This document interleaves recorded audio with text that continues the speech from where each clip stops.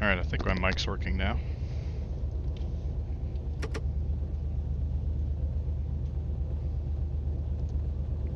Sometimes you'll see the screen go in and out of full size. It's because Run 8 has a feature where it allows you to partially minimize it to look at other things. So today I'm running the Barstow to San Diego.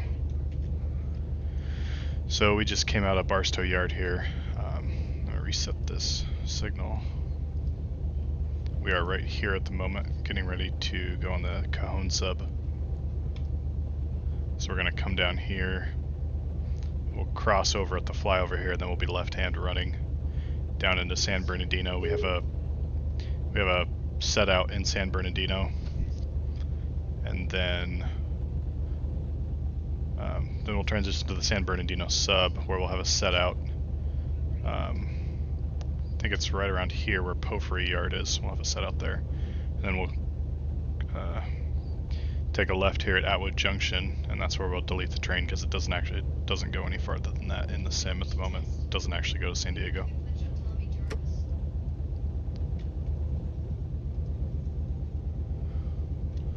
Let's see here. Keeps going black on me in the OBS software. So I just reset it, it should come back there. Okay.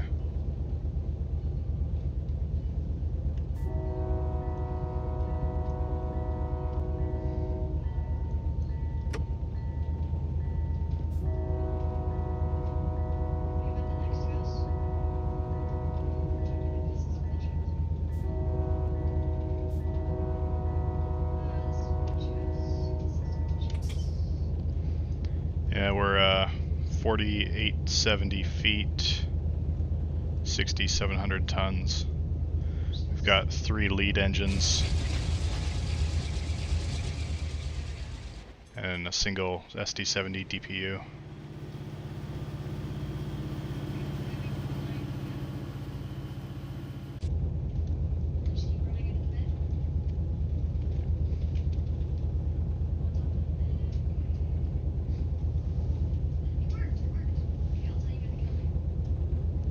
So yeah, we're right here now. We're on the... Wait, that's not us. This is another player down in La Mirada running one of the La Mirada locals. So we are in multiplayer. This is another player here on the UP side. And this is us. And let's see if we got a couple players in Mojave.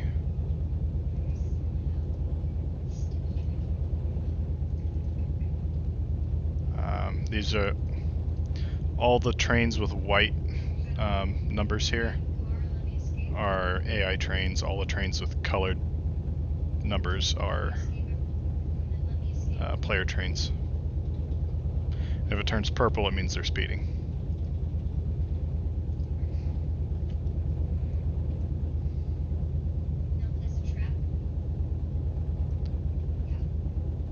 So we've got a pretty long... Oh yeah, it's the only way to play this game really is multiplayer, especially in it's the Depot server, specifically the Depot Plus, which is the higher level membership. Basically how this works is, let me turn on the car tags.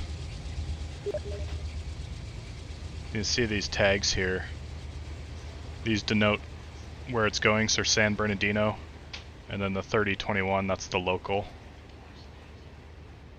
And then the DWP, that's the industry it goes to. And then these PPH, that's Porphyry. The 141 is the specific local that it goes on, and then the last 3 letters are the industry they go to. So we call these customer orders, so they actually have a purpose.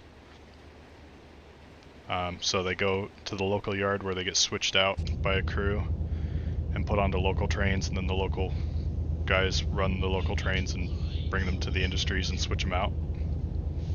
And then all the cars coming back, those are no longer tracked. So these just single tags. These aren't customer orders in the game anymore. They're just the stuff that's already been picked up from industries, and they basically go off route on a train like this.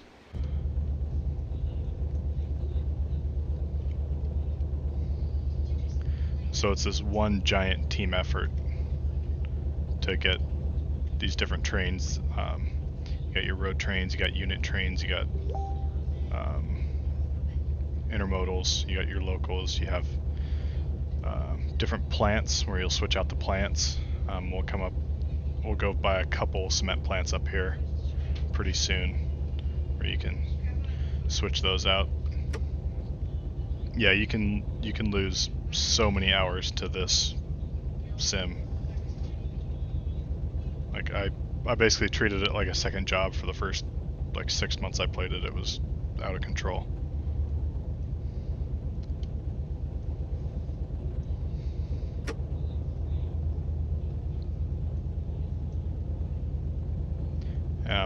Yeah, and this will show us our distributed power. So this A here is the lead set of locomotives, so that's the first 3, and B is the rear locomotive.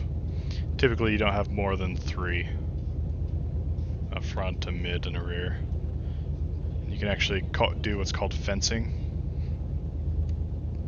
You see I put that, it's called a fence right there. So when that's up, I can control the rear locomotive power, separately.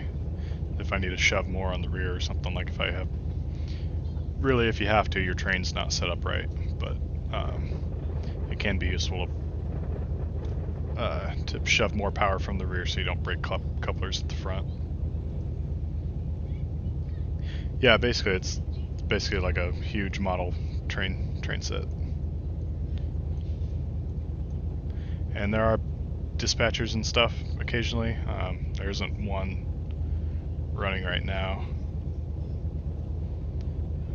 This is all the people that are on here currently.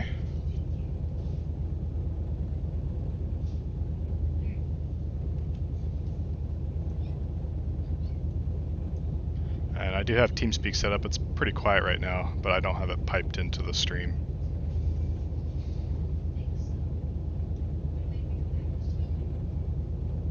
Yeah, and that's one of the things they actually want to add in the next version is manned helpers. Currently,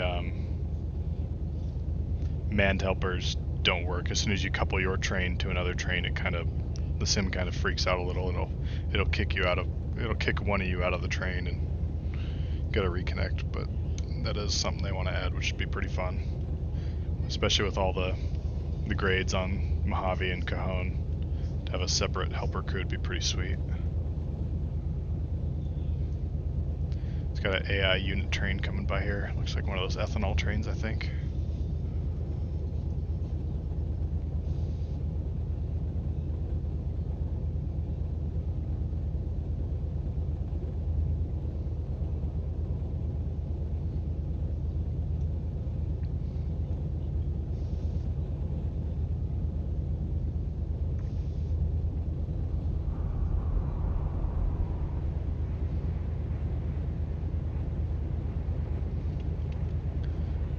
So yeah, up here at Oro Grande is the Riverside cement plant, and then up here at Victorville is the Cemex cement plant.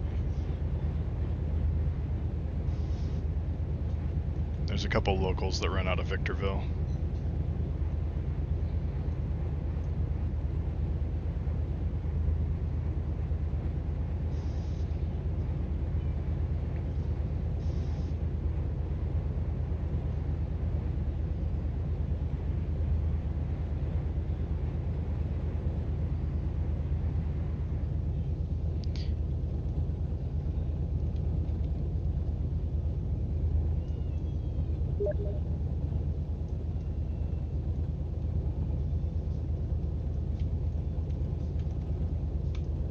Sorry if the Steam and Facebook chat sounds are annoying.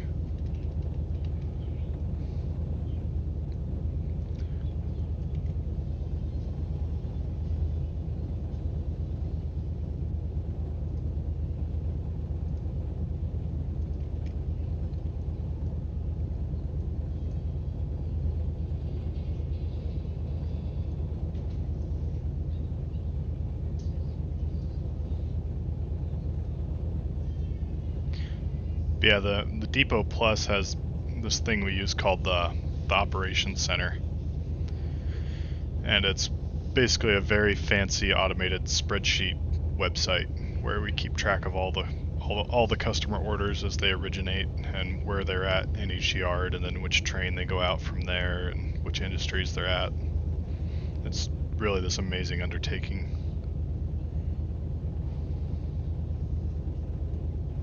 I haven't been playing a whole lot in the last year or so, but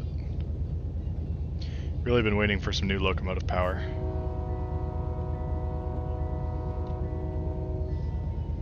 This is actually a custom horn I made for the K3LA horn. Renate uses a very weird audio engine. I don't remember what the hell it's called, but it kind of reminds me of Fmod and how you kind of set stuff up. It's like a separate program you got to build your sounds in. It was kind of a pain, but liked how that horn turned out.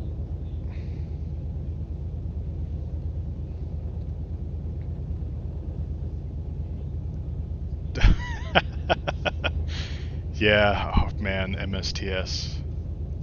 I still remember picking that up in like 2001 and like not getting up from the computer for like a week.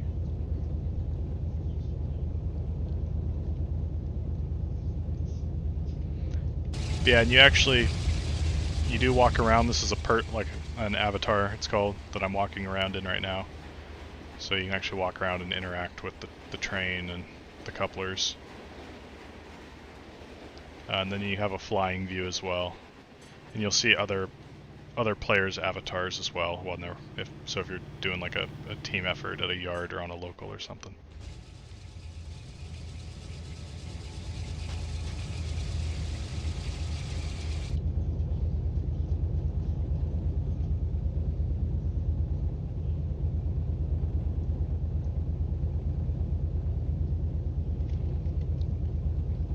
Yeah, we've got a pretty straight shot.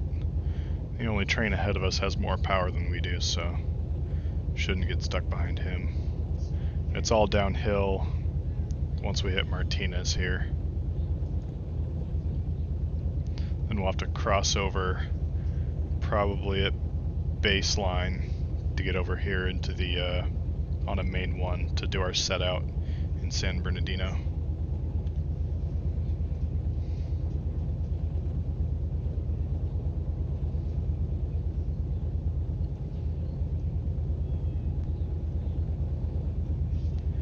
I don't know if any of you guys have ever tried playing Trains with the Z multiplayer, but man, what a cluster that game is to try and work.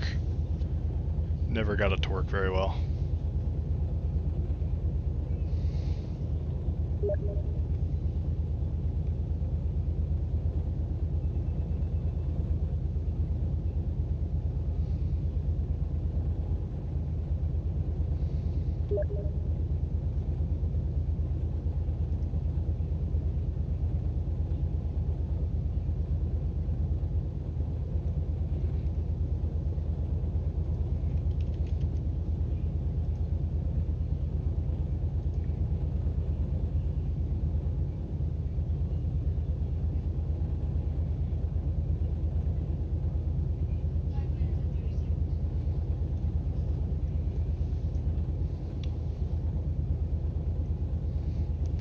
Start heading downhill a little bit here.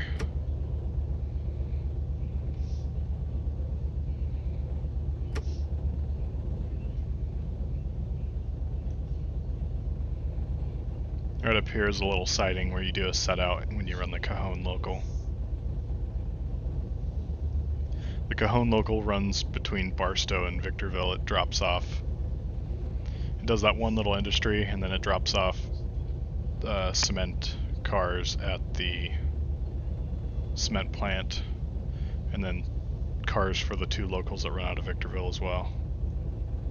And then it returns to Barstow with any outbound cars from the locals that have run and from the cement plant.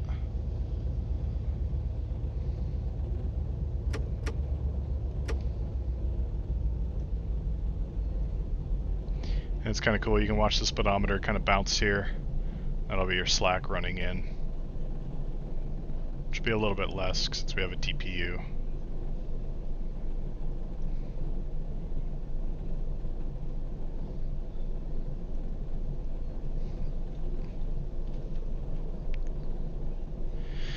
Yeah, trains was awesome for route building. It was fun for that, and just for kind of having a simple train to run like a model railroad, basically.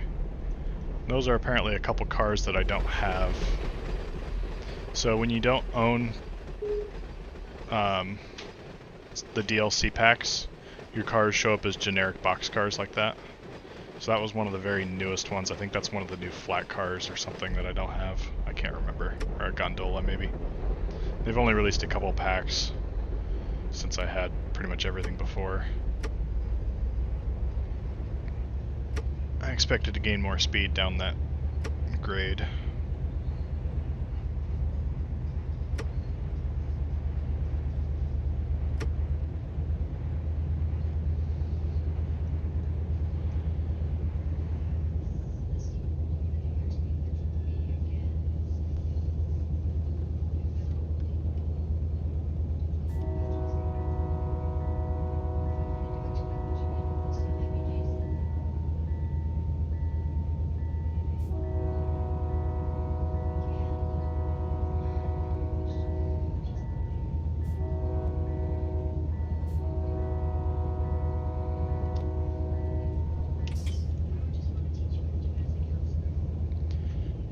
Dutch drops.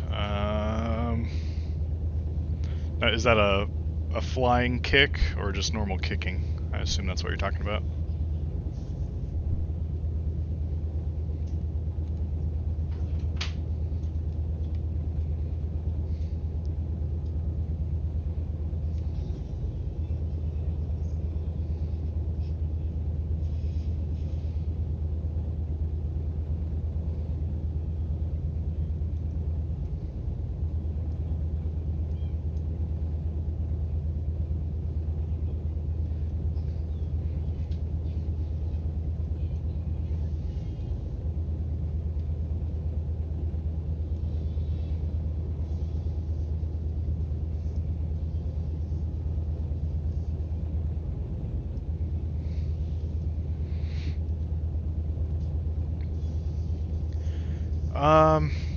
Yeah, you can kick and do flying kicks. I've only done flying kicks a couple times.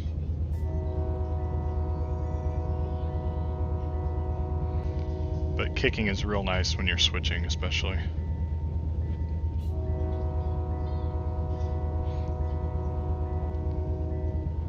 Every once in a while, you can kind of get it.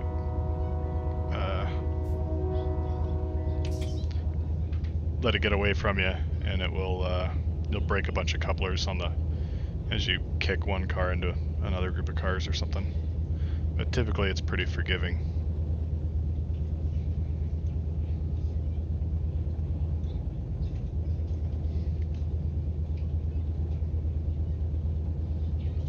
See that this guy is probably running all the way to West Colton. Yeah. So this is a supply train that the staff spawns in. It would have been spawned all the way down here at Seiko in Bakersfield. And it runs all the way up to Hatch P. And then across the Palmdale Cutoff. And then he came down here. And then it runs to West Colton, where the train will be humped over the hump, and then the cars will be built into other trains to run out to all the various yards for locals.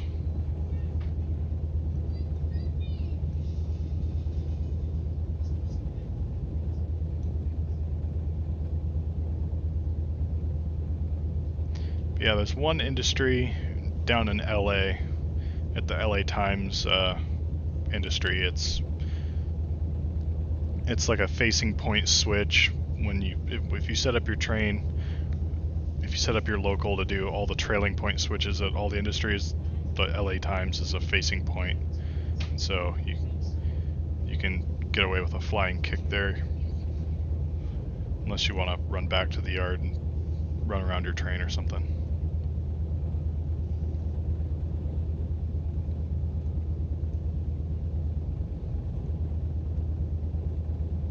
But yeah, the graphics aren't amazing in this sim, but they're not... I don't think they're as terrible as everyone thinks they are.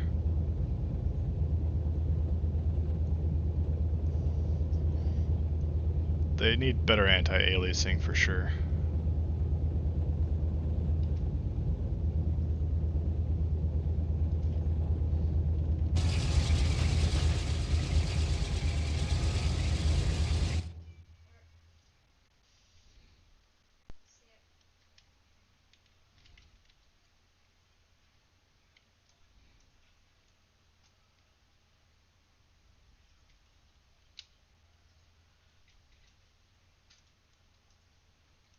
Do a little rail fanning here.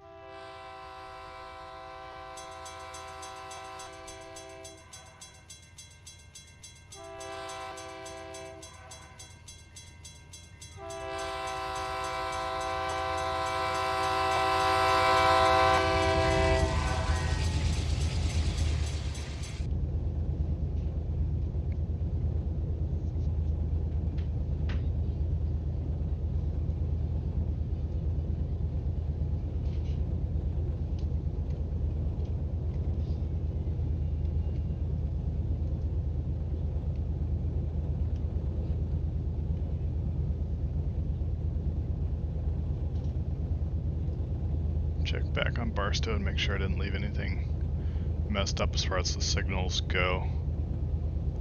Stop up AI traffic or anything. So we got a player out on Needles. Nobody out on Seligman.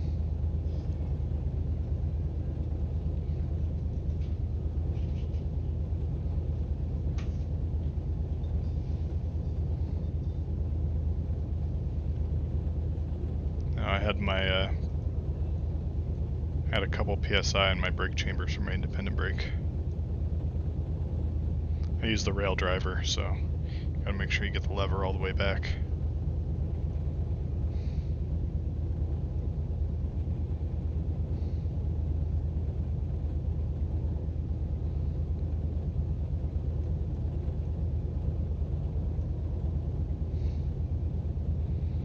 Just see the cement plant there at Riverside.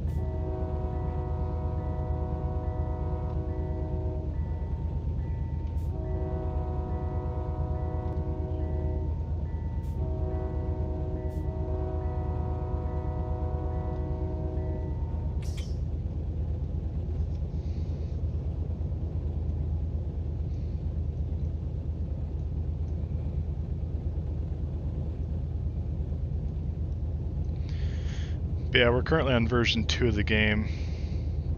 They said, the developers back in December, I think, said it would be about a year from then.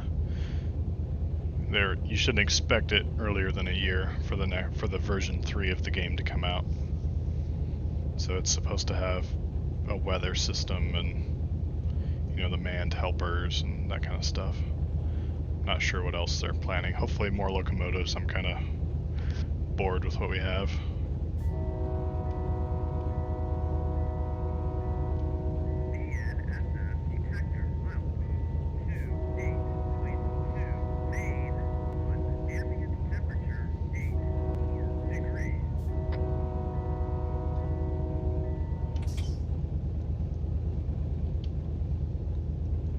Yeah, I forgot there's defect detectors and everything too, and you'll have random defects. They aren't visualized, but they're simulated.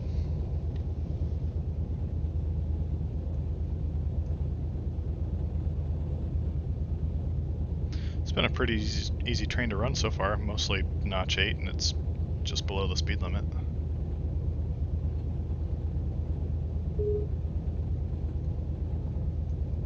Yeah, we're permitted up to 12,000 feet train lengths on most of the BNSF subs on the server. UP is all of the UP stuff is 8,000.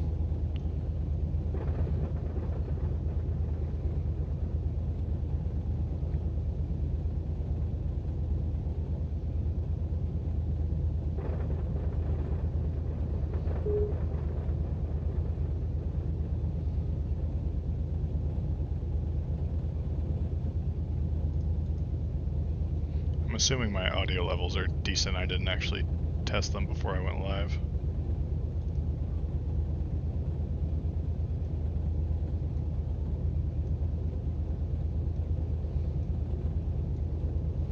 And you can switch around to the other seats and stuff.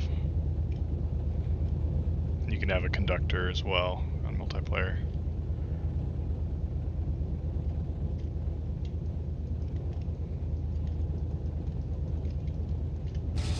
Oops. Wrong button.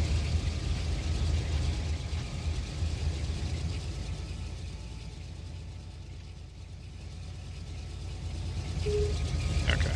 Yeah, you can hang on to the handrails and walk along the walkways.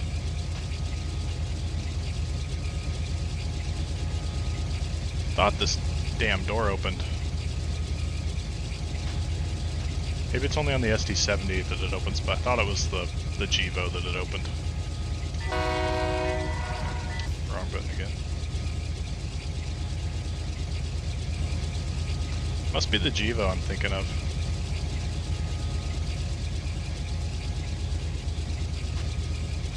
Anyways. Got a speed reduction up here. Oh yeah, this is the Riverside cement plant. It's coal and cement. The coal train is a separate unit train by itself that brings the coal here.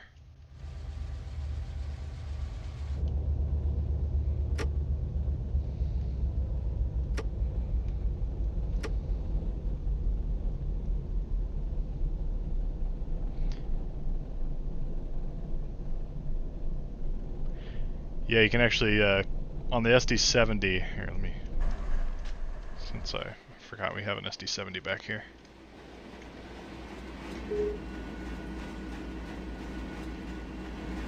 Let's see.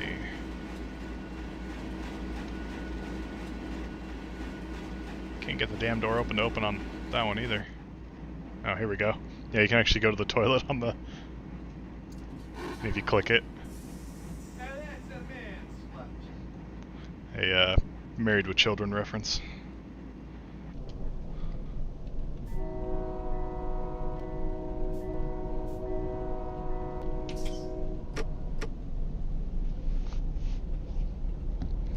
Yeah, Riverside is where I did the video demonstrating how to switch it out.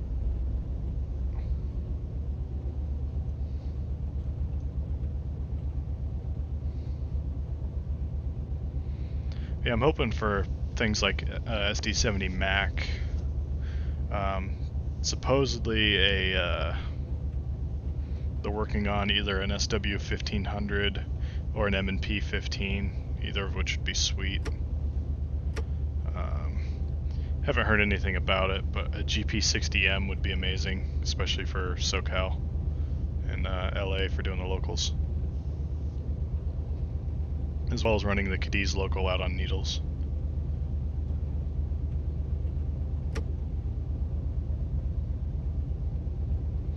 But yeah, this game has all sorts of sounds in it that are probably copyrighted, like that Married with Children thing. When you teleport somewhere, it's the Star Trek, transporter sound. And then on whichever locomotive it is, when you open the door, it makes the, I think it's from Star Trek, the sound of the door opening. I don't know how to explain the sound. I'm not super familiar with Star Trek, but...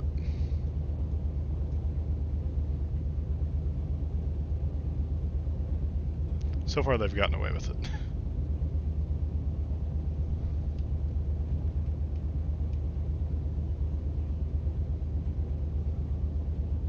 Yeah, there's most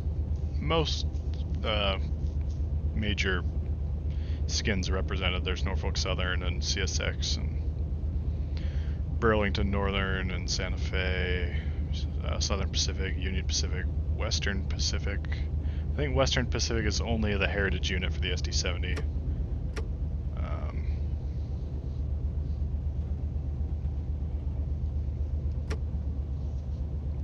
Trying to think what else. There's like Seaboard, I think. Sioux Line, Trona, Arizona, and California.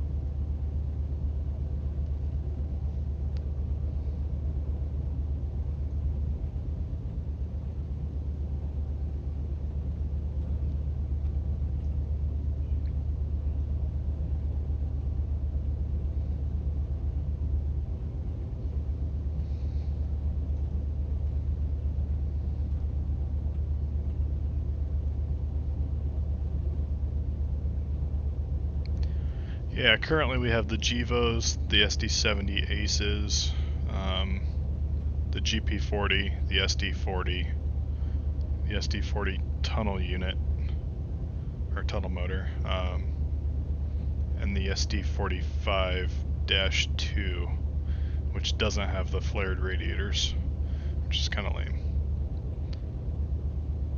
And I think it also, well, I guess some of the Dash 2s had the 16 cylinder, but some of them had the 20 cylinder still. But the one in game just sounds like the regular SD40 16 cylinder.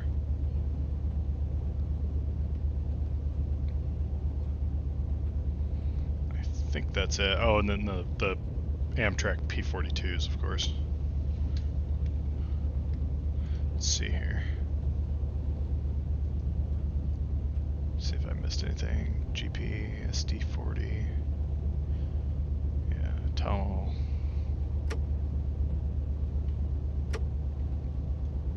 Yep, that's it. So more switching power would be nice.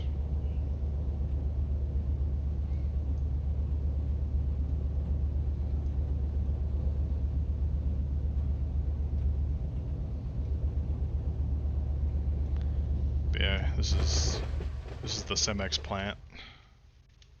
So the loop for the coal, which is almost empty. The coal gets unloaded there. Cement gets loaded there.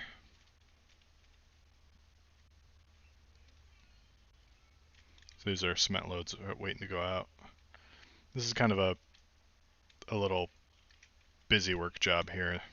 There's a quarry way up this way. It's actually pretty steep, but you just run back and forth from the quarry to the plant with rock cars.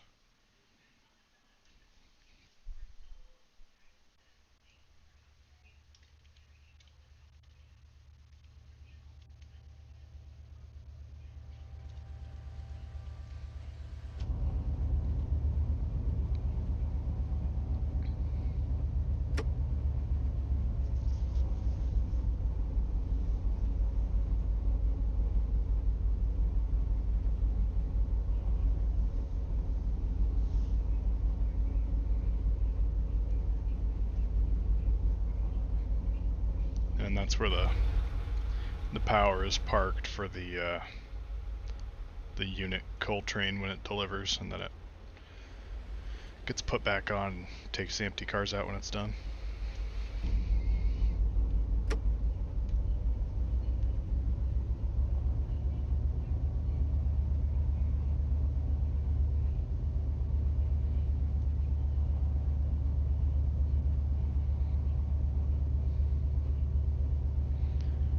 Yeah, you really got to watch, especially if you come down with a full load of 20 cars. it'll smoke the brakes real fast.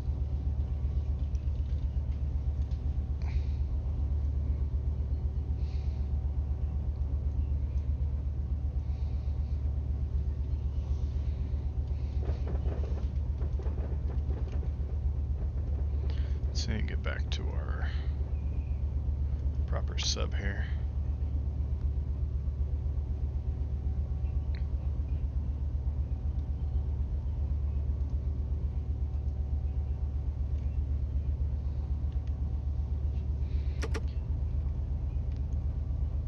I forgot this is uphill through here.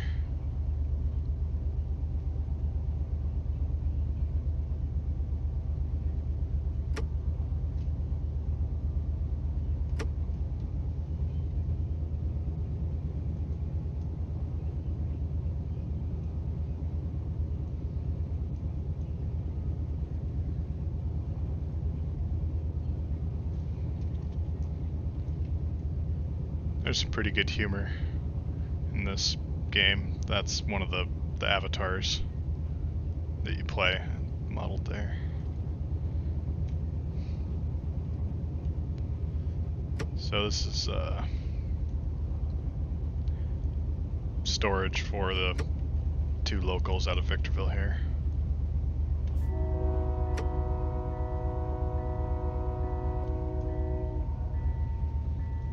So this is one local on this side, the other local's on that side, and the power's parked side to side as well.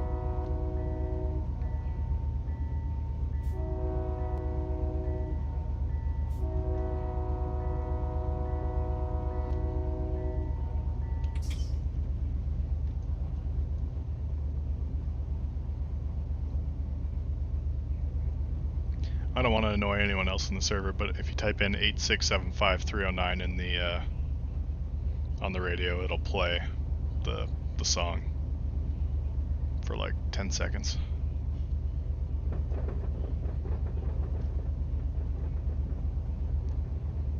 It's kind of funny how many little things like that they've put in here.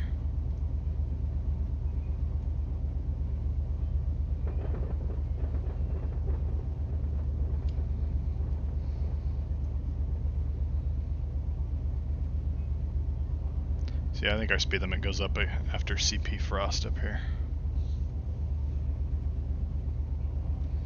But it'll be more uphill, so I don't know how much speed we'll gain.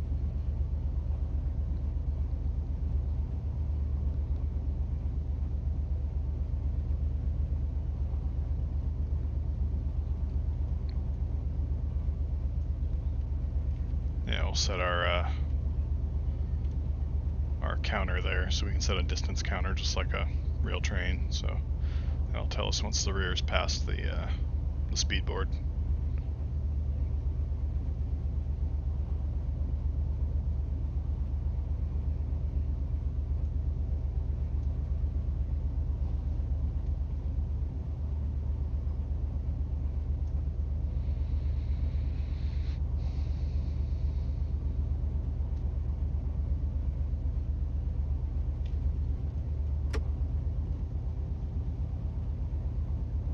I think they wanted to do openable windows too, so I'd imagine just like ATS, that's going to be a sound engine change.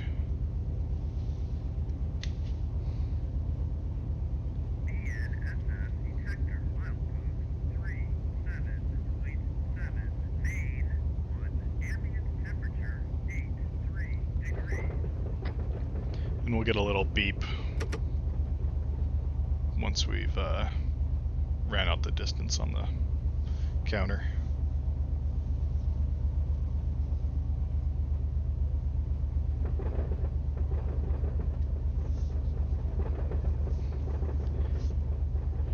Yeah, to me there's nothing comes close to touching Run 8 once especially now that they've got so much content in it compared to where it started when it was just Hatch-P and only GEVOs for like the first couple of years. I never actually even played it back then because I knew I'd be kind of bored of just that little bit of stuff. But now there's 3 different regions with a decent amount of power and rolling stock. So we're going over the flyover up here, so we'll switch to left-hand running. I keep moving the view the wrong way because I'm used to ATS.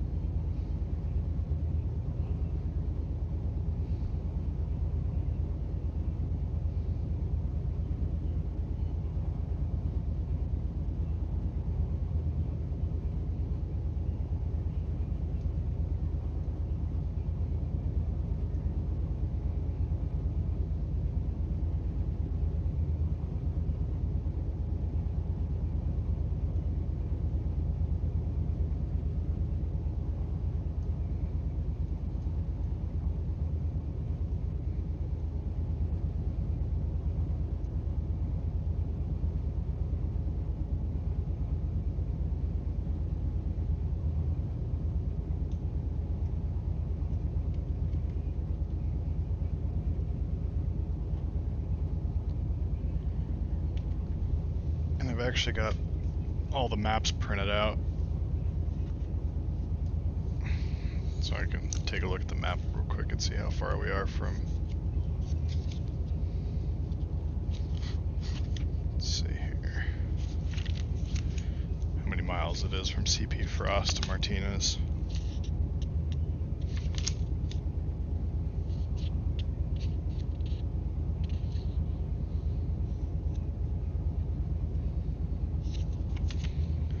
Martinez is milepost 52, and we are at 39 right now, so 13 miles to go before we start heading downhill. I'm gonna see.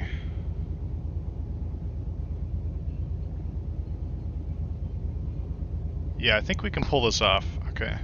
There's actually a train parked right here, which is why the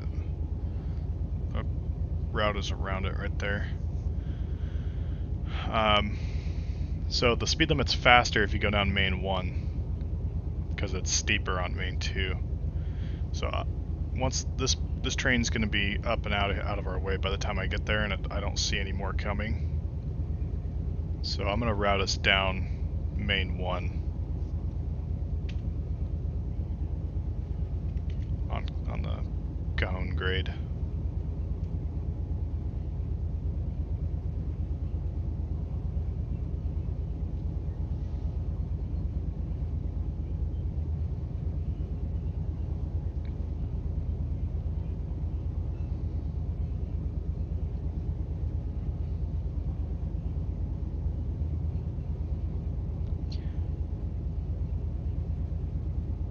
Yeah, Railworks, which turned into the new Train Sim series, right? Like Train Sim 2019 and all that. I think that's how that went down. It was kind of weird.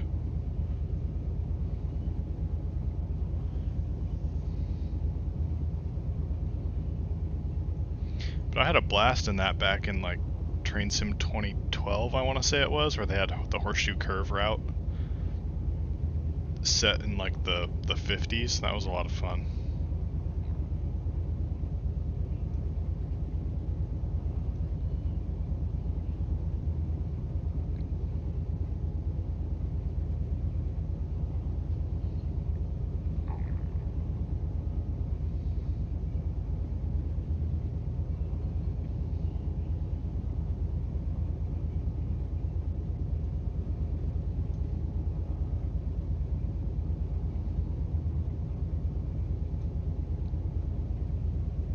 Looks like I had 16 total dropped frames, so that's not too bad at all.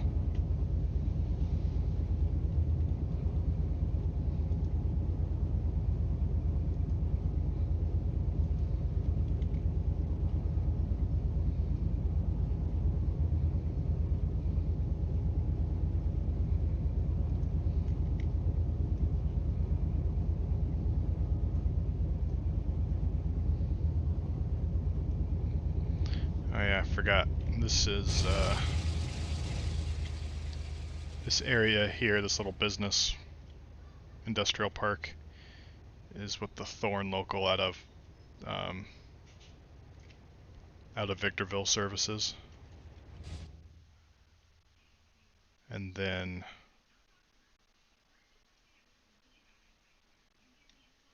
so this place up here, that little spur, and then this whole thing is what the Hesperia local services out of Victorville.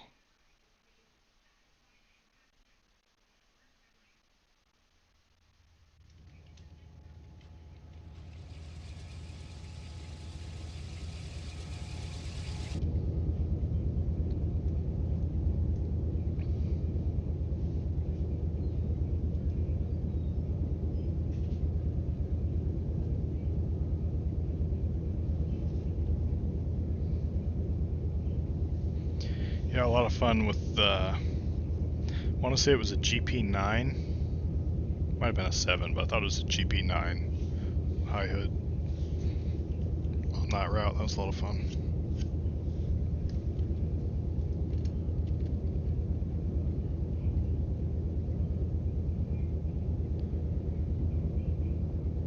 Let's see. Don't have anything coming from the San Bernardino sub for a while. He's all the way back at Atwood Junction, so this is going to be no problem to cross me over. Then I can cross back over at CP Cajon. I might not even do that. I might just stay main 1 all the way, since I have to go to main 1 to get in the yard here to do my set out. So I'm going to go ahead and cross me over there.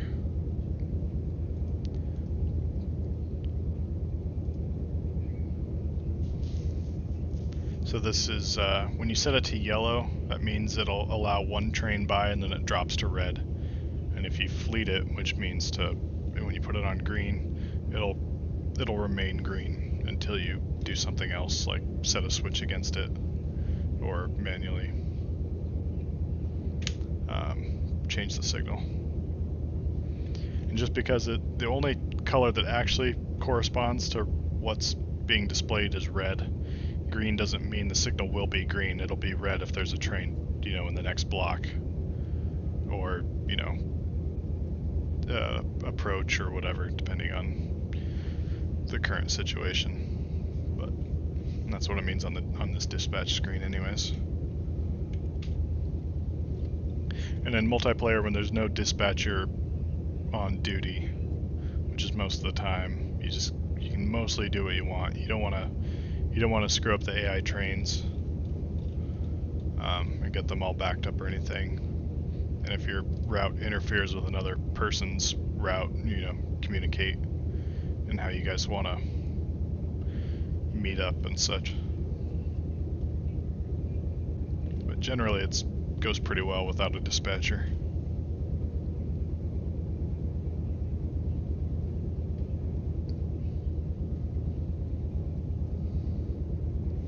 I do wish Track IR worked.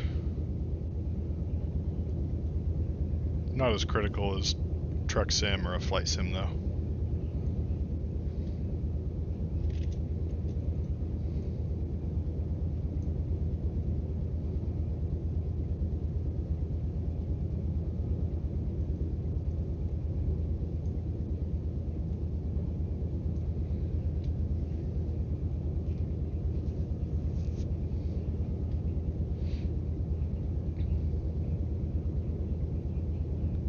Should actually bring up my spreadsheet and see if I think 3 locomotives on the head end with all the dynamic brakes cut in. I think that's okay.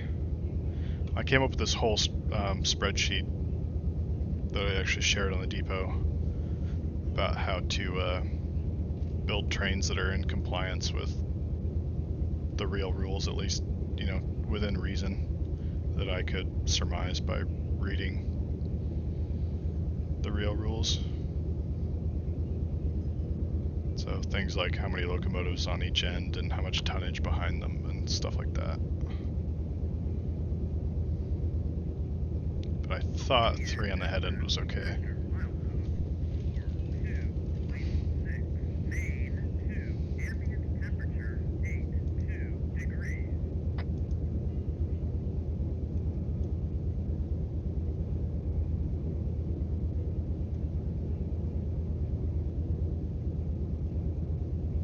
Yeah, you can have 28 rated dynamic brake axles on the front, and I have 24 with these locomotives, so. And that's not physical axles, that's the axles as they're rated.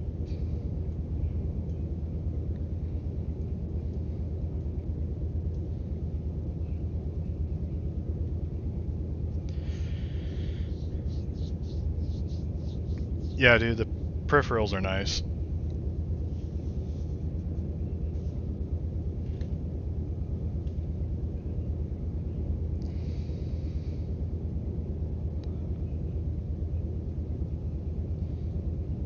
It kind of sucks there's zero competition for the rail driver. It's okay. It's not, you know, it definitely beats a keyboard, but the build quality is kind of meh.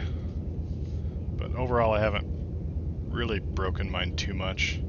Mine's actually from 2005, according to the build date. I only bought it on eBay a couple years ago, though. But a couple of the things, like the detents inside broke. Like, so the reverser, I don't have a detent when it's neutral, so. And one of the detents on the headlight switches broke, but I was able to fix that one at least.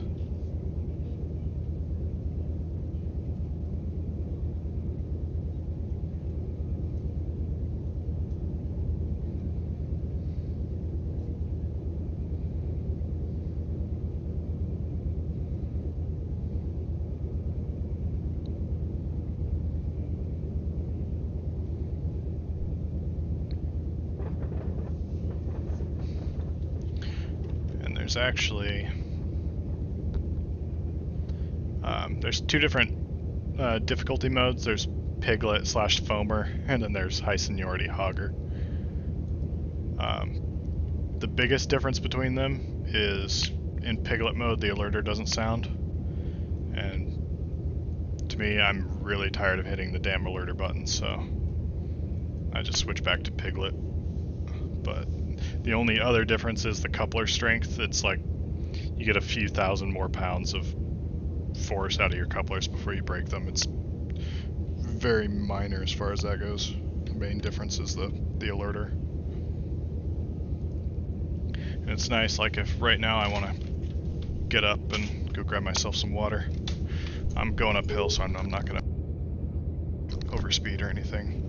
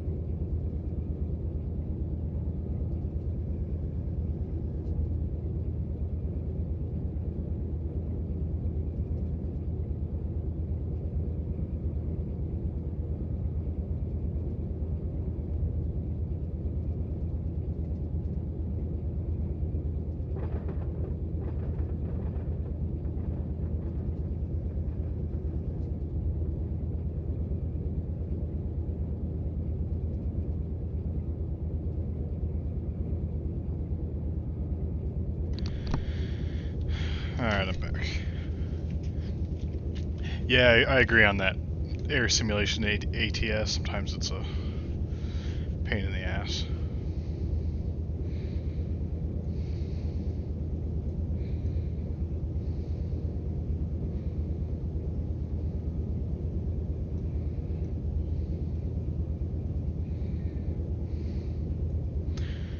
Yeah, there's another one,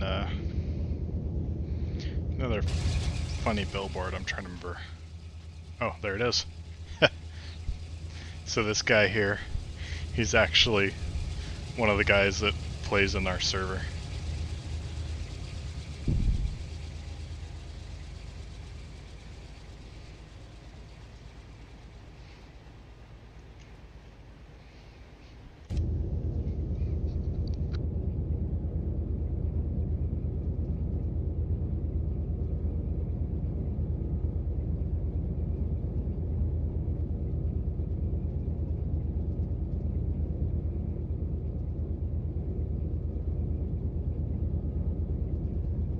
I wish the traffic cars would get a little bit of a facelift.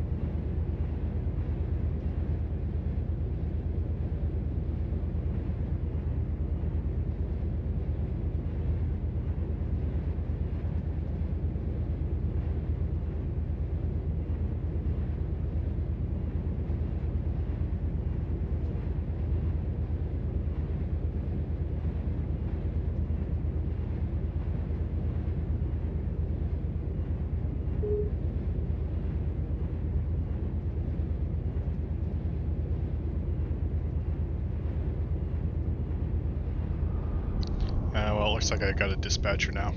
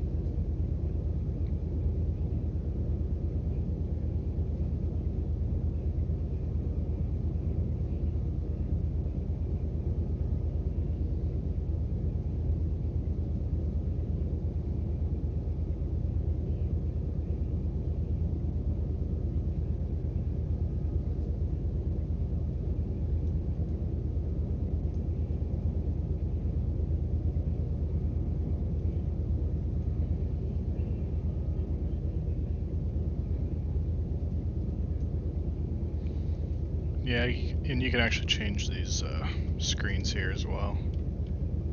The MFDs.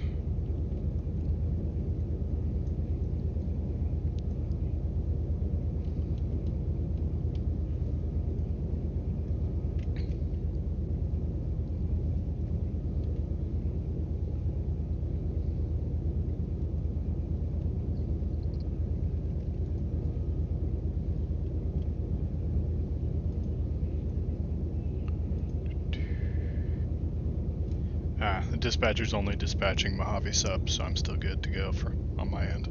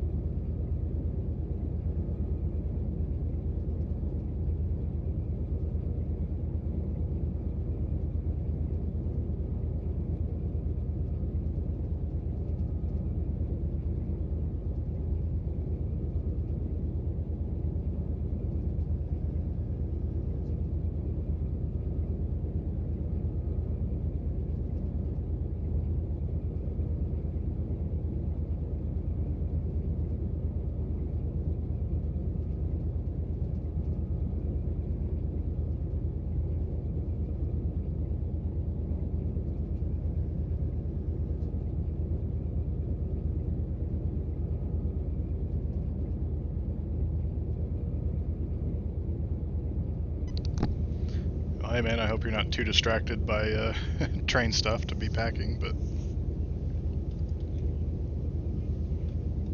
got an approach medium ahead. It's because we're going to be diverging up here.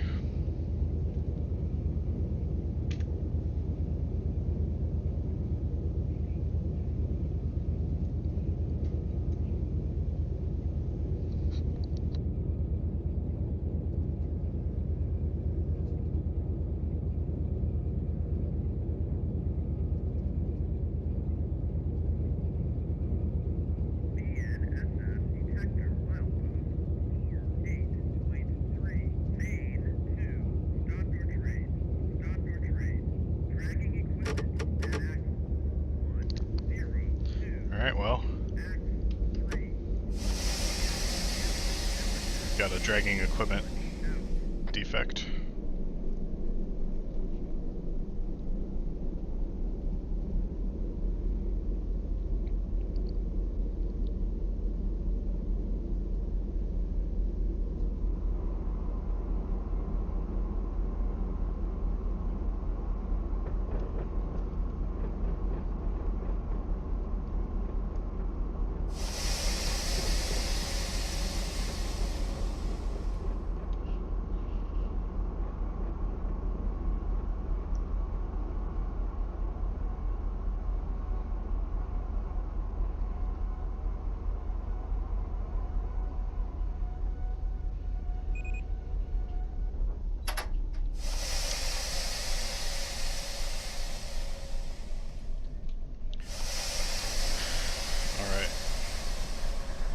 I want to say he said axle like 140 something.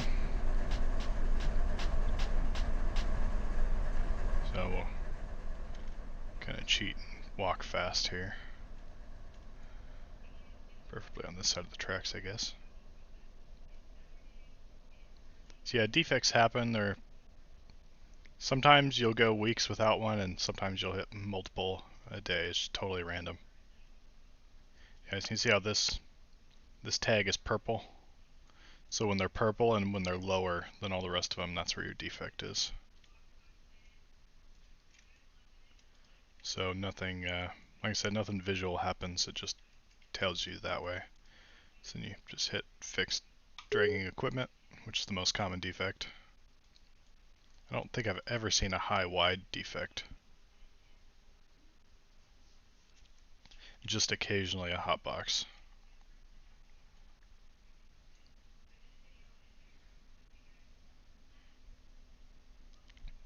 And if you get defects on non-customer order cars, you actually have the option to set them out at the nearest siding somewhere, and then note that in the operations center, and then it'll put a 24-hour timer on it for it to be fixed, and then a passing train can pick it up later.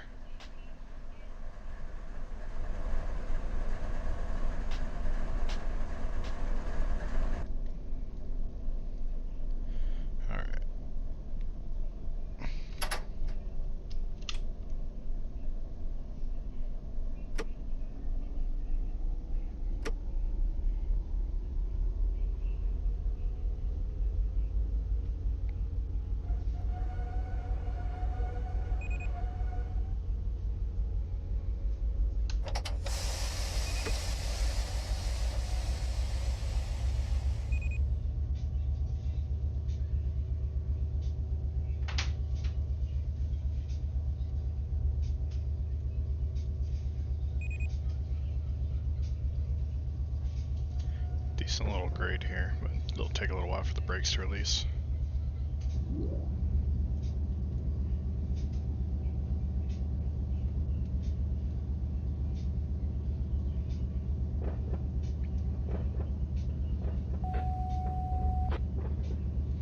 And that was someone toning the dispatcher with the radio.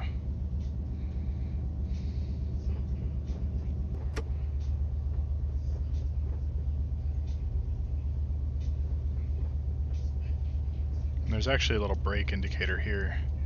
They're all white now, so the bottom, each dot represents a car, and the bottom changes color as the brakes are applied.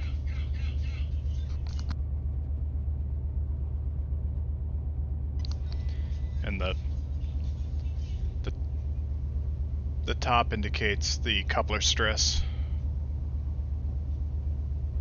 So you see just a little bit of color at the rear from the rear pushing. But I can, I'll fence the rear DPU and notch it up here. So I just put the rear DPU in notch 8. You should see this turn a little more green now. Yeah, it's turning a little green now. A cool little indicator to kind of tell you what's going on in the train. I'll sync it back up here and then drop the fence.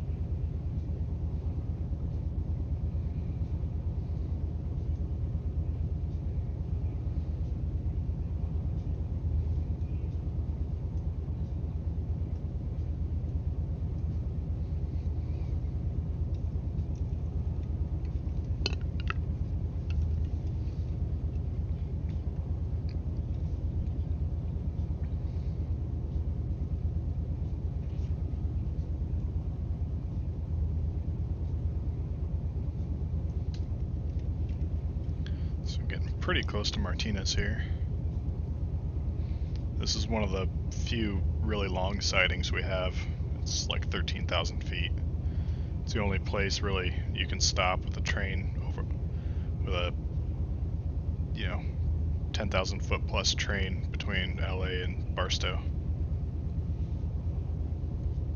I think there's only one siding like that out on Needles, and as well none on Seligman.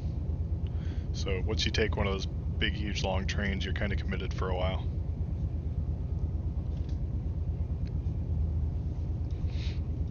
But how it works in the server is you basically find a siding and you can park your train there as long as you're not interfering with the AI traffic. You just park it and tie it down and mark where it is. Then someone else can come along later and log on to it and take it.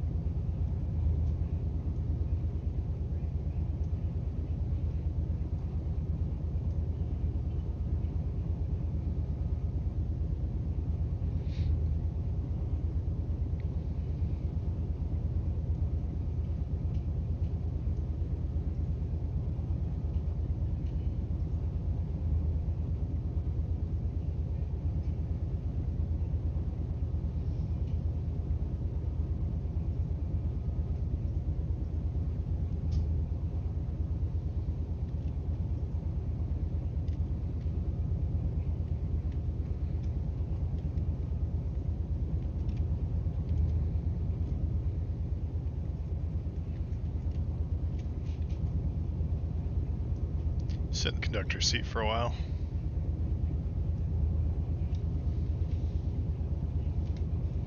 Fortunately, the signal indicator doesn't work in this locomotive. It does work in the SD70 since it was a newer addition to the sim. Hopefully they'll make that work in V3 as well as kind of a general overhaul on the GEVOs to make them look a little nicer.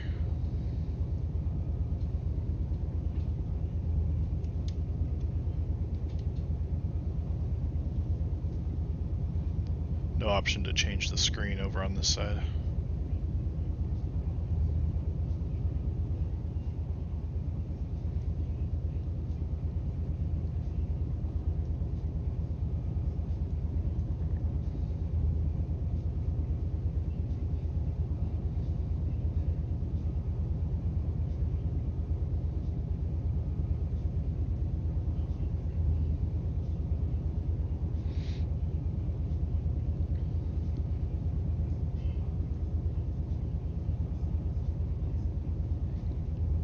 Yeah, on main 2 here, this is the steepest. When we start going downhill, it's the steepest grade in the game that I know of. It's like 3.4%. Yeah, 3.4. It's actually kind of crazy. I think technically we're limited to like 15 miles an hour down that.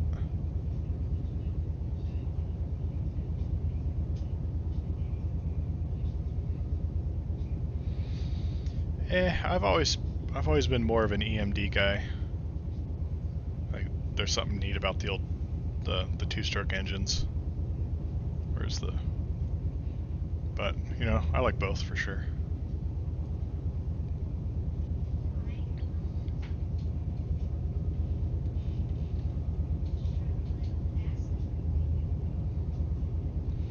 And I'm weird because I don't really like the old two-stroke truck engines very much. I think they're kind of overrated. But the EMD two-strokes are sweet.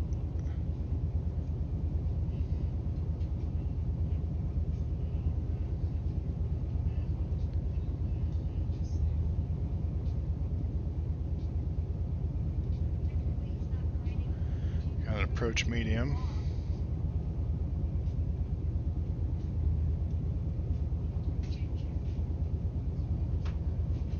I swear that's the second approach medium, because the one back behind us was also an approach medium, at least according to my signal chart.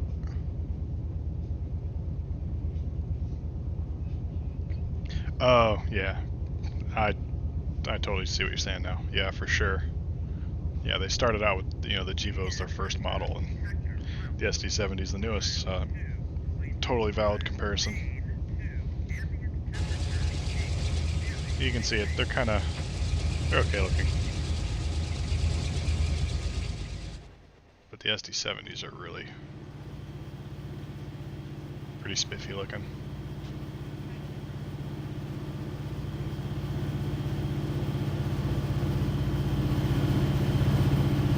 Especially down on like the trucks.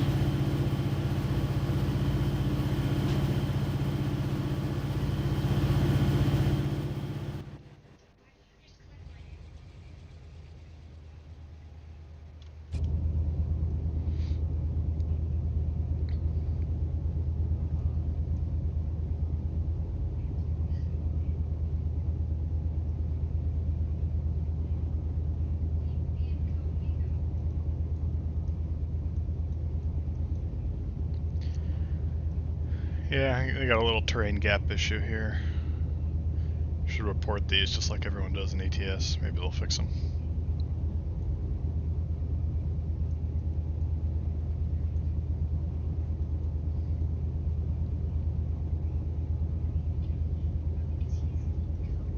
Yeah, now in real life they've got 3 mains going down Cajon, and they don't use this really steep one a whole lot anymore, my understanding. Let's see, drop that. So that's going to route me back over to main 2 once I'm down the steepest part.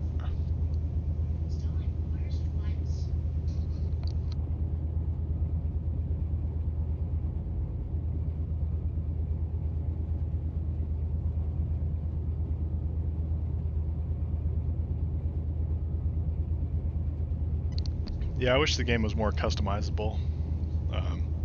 The only thing you can do is basically skins and sounds, and the sounds are pretty complicated to figure out.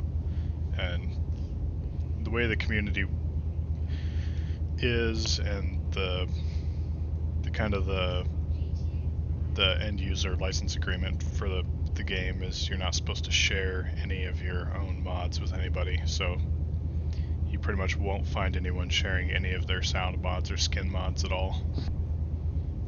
And if you do share them, like on a lot of the forums, you'll have your post deleted or it'll be banned or whatever. So unfortunately, there's no modding community to speak of. It's not as needed as it is in like a truck sim, but would be kind of nice.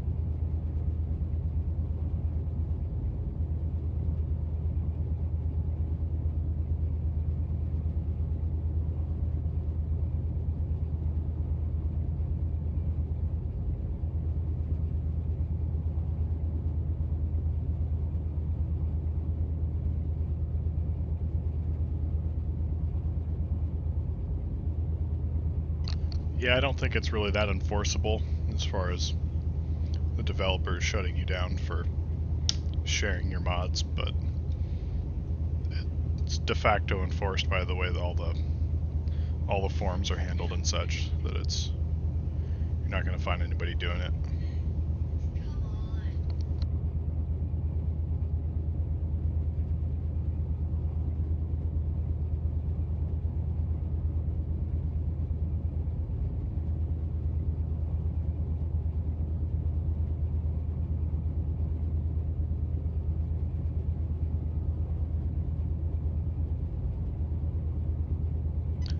About a mile and a half to we cross over here, it looks like. Or I guess probably the speed reduction is after the crossover.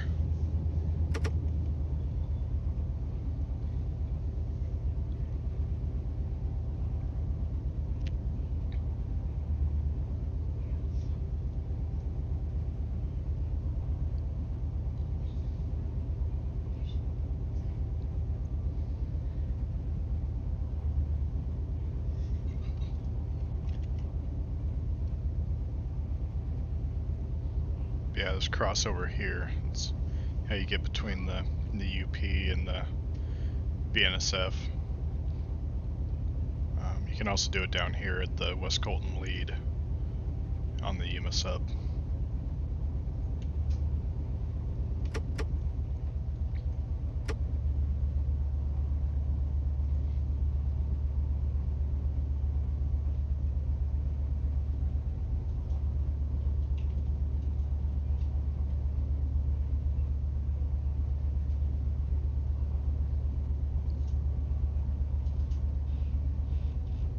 Diverging approach.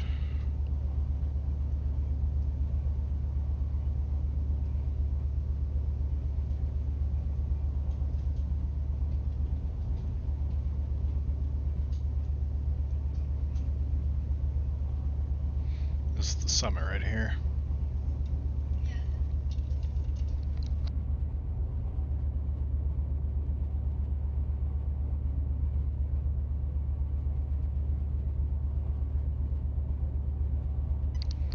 Sometimes you'll see helper locomotives parked in this pocket here or further down on the hill.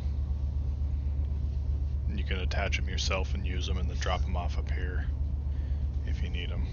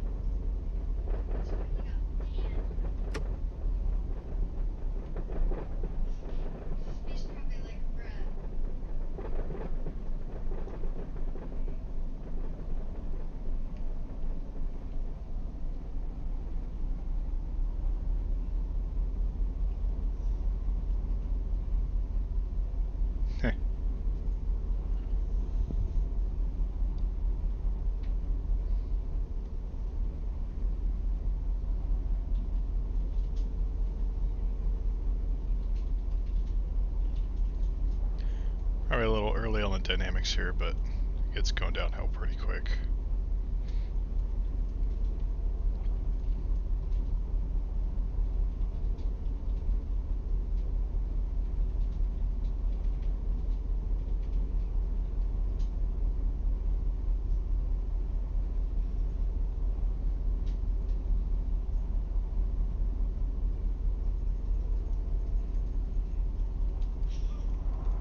Oh, that is not good. Why do we have a red? Probably helps to set that.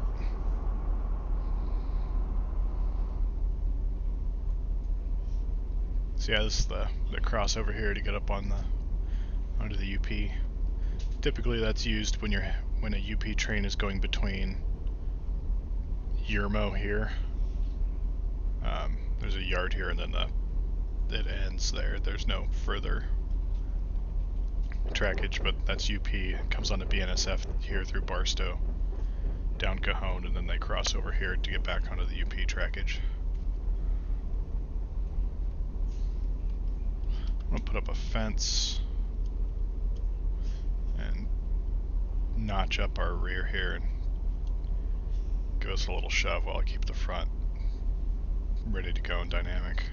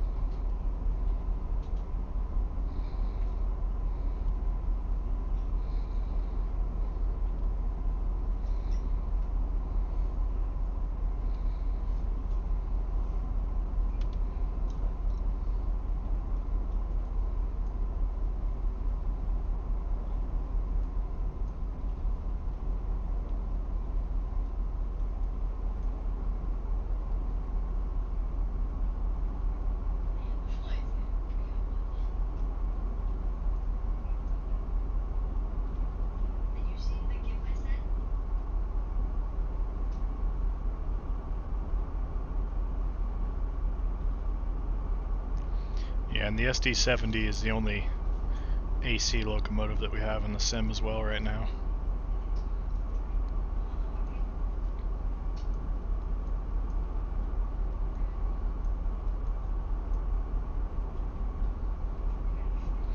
I think they were talking about adding a -9, but I'd really like to see more AC power too.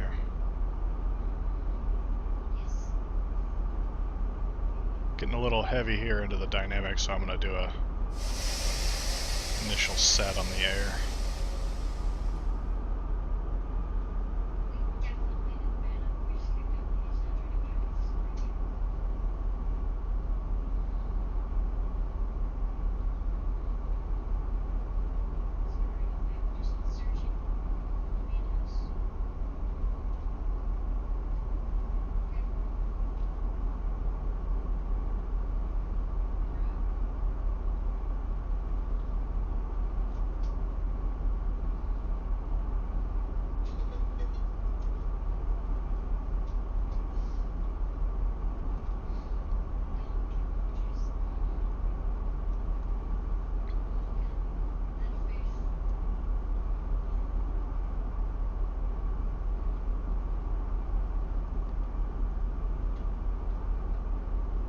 I got a 10 psi reduction.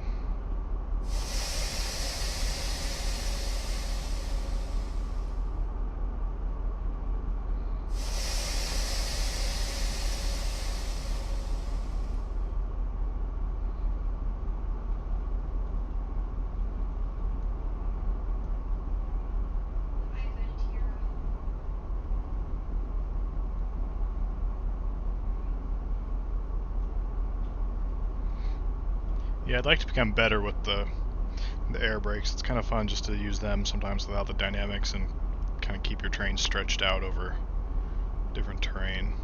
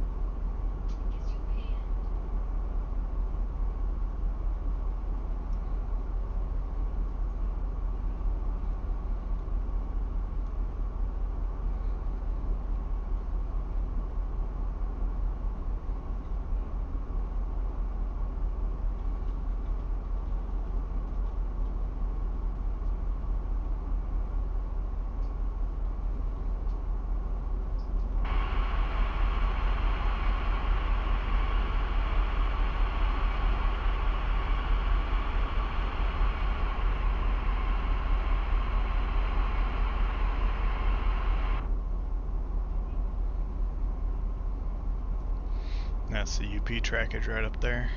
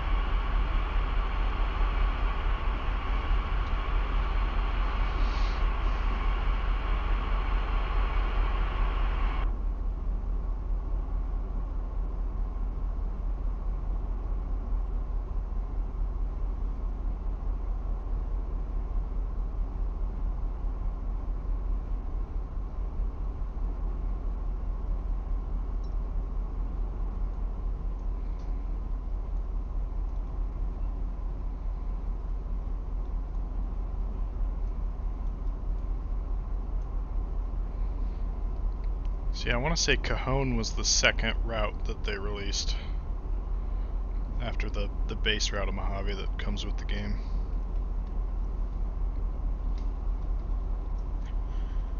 And then it was, and then I think it was Needles, Seligman, and then the San Bernardino sub. And then they've added small branches as well. They just added the Lone Pine sub out of Victorville, or not Victorville, Mojave, which I don't have that one yet. And then they have the Arvin branch, which is a huge local switching branch out of Bakersfield. Oh yeah, and then they added the Bakersfield sub after the LA sub as well.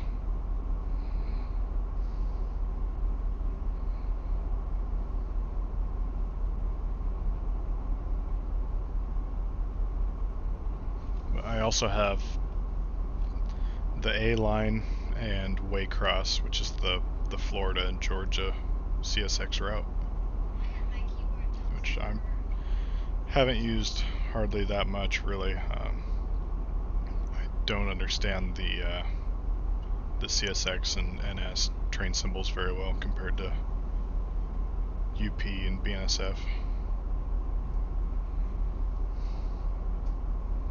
But it's definitely something different than SoCal.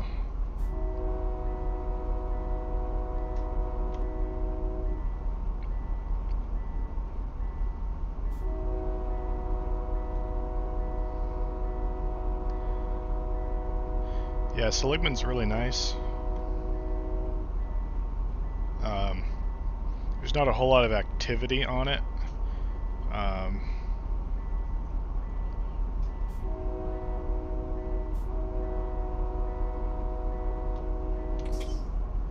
That's where the supply trains from the east originate on BNSF in our server, and then you have a Winslow to Kingman train.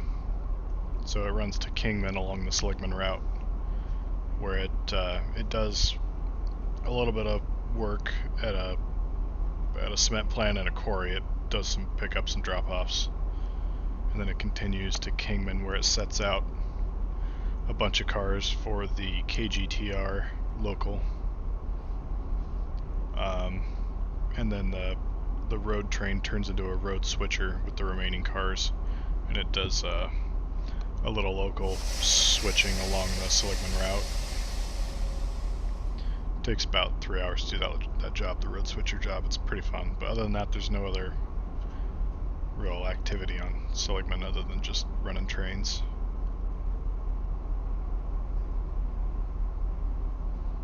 Yeah, sometimes on the server the A line and / Waycross gets really popular and busy, and other times it's dead and it's all SoCal. Ever since the LA route came out, SoCal has definitely dominated the attention. There's just so many things to do.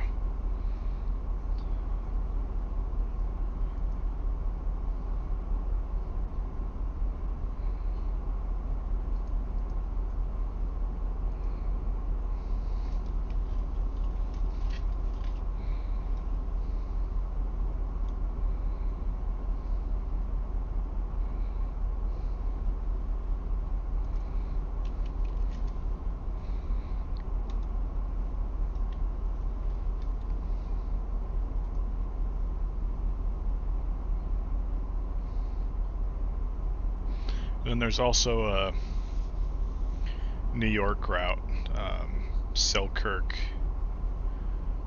I'm trying to remember the other one that goes with it. Mohawk and Selkirk, which neither of which I have. I hear they have a few problems and they haven't been updated in kind of a long time, so I've kind of stayed away from them. And the other routes besides SoCal, so the A-line route and the Mohawk route, those are developed by third parties.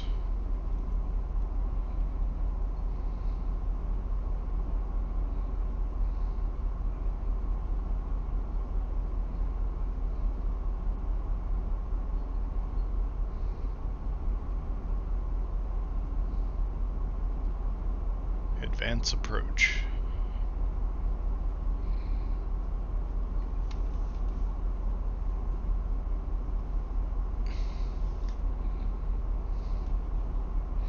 Basically tells us we're going to be diverging up here.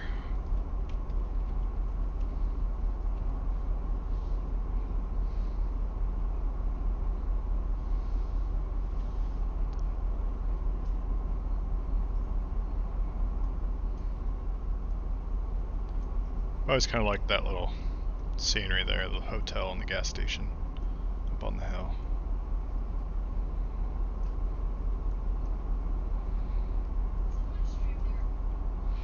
And they do run the servers at in real time, so it's currently 7:08 here on the West Coast Pacific time.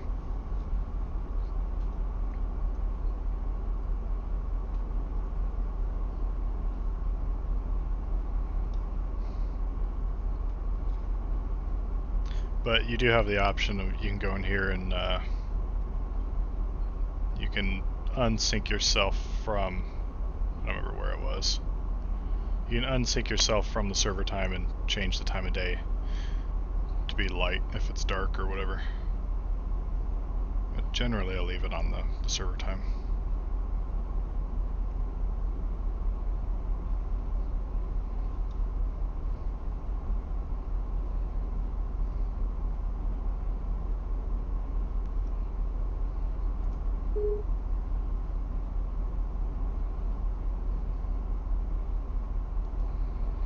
Forgot how long this train takes to run.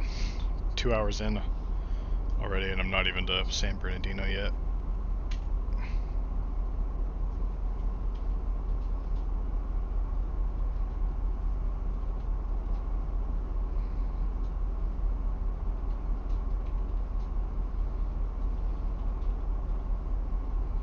Yeah, it takes a good, if you're gonna run the Barlac, which is the Barstow to LA, it services the La Mirada and the LAJ yards. And it takes a good 6 hours to run that whole train and do all the setouts.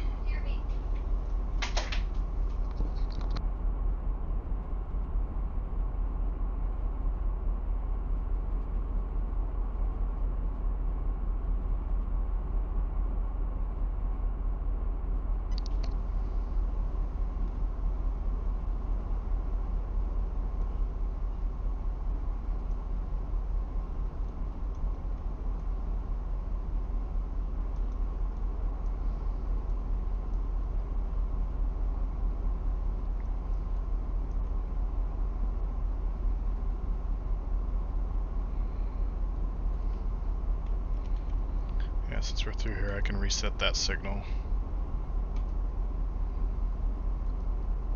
Fleet this one. Fleet that one.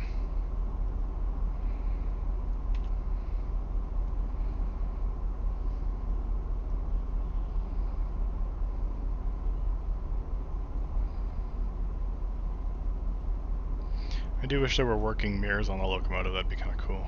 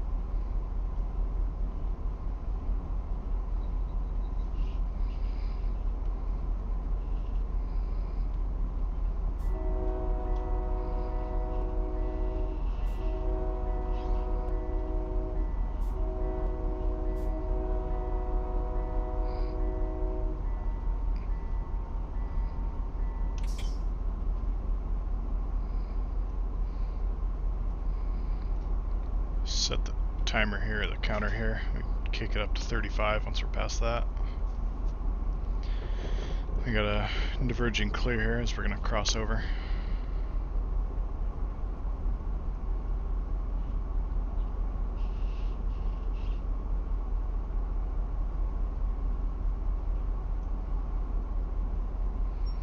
Let's tell the grade tone down a bit because we're dropping a lot of speed there.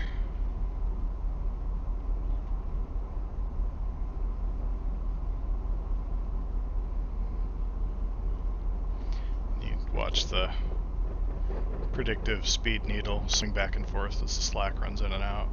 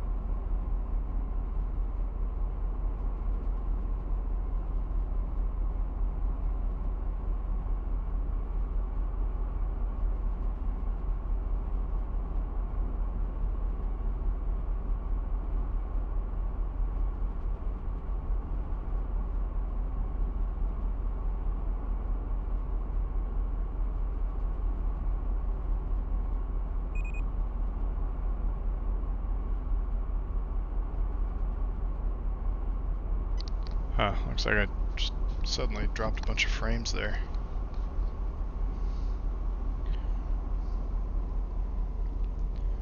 Alright, we can kick it up to 35. If you click on these while you're over them, it'll set them so they'll switch once you're off the switch.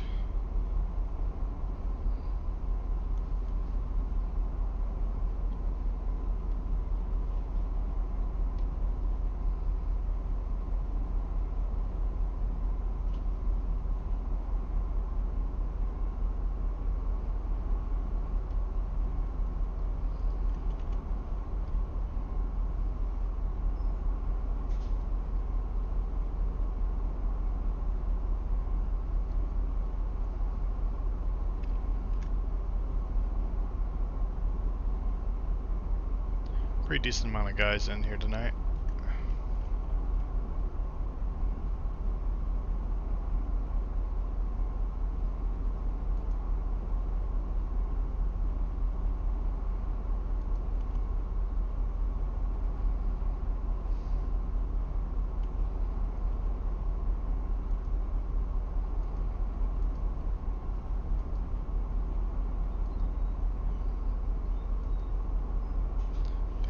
setting the wrong signals here.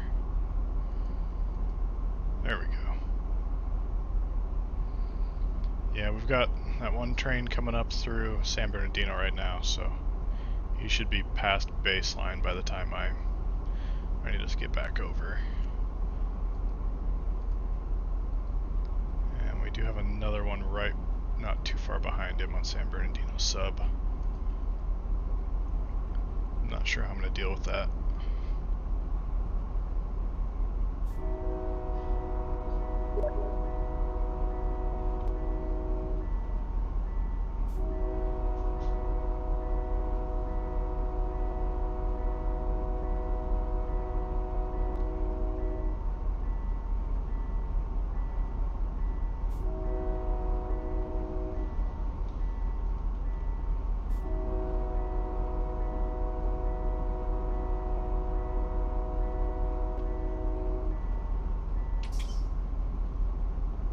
Probably won't kick off the air until I'm all the way past baseline. It's still pretty steep all the way to there.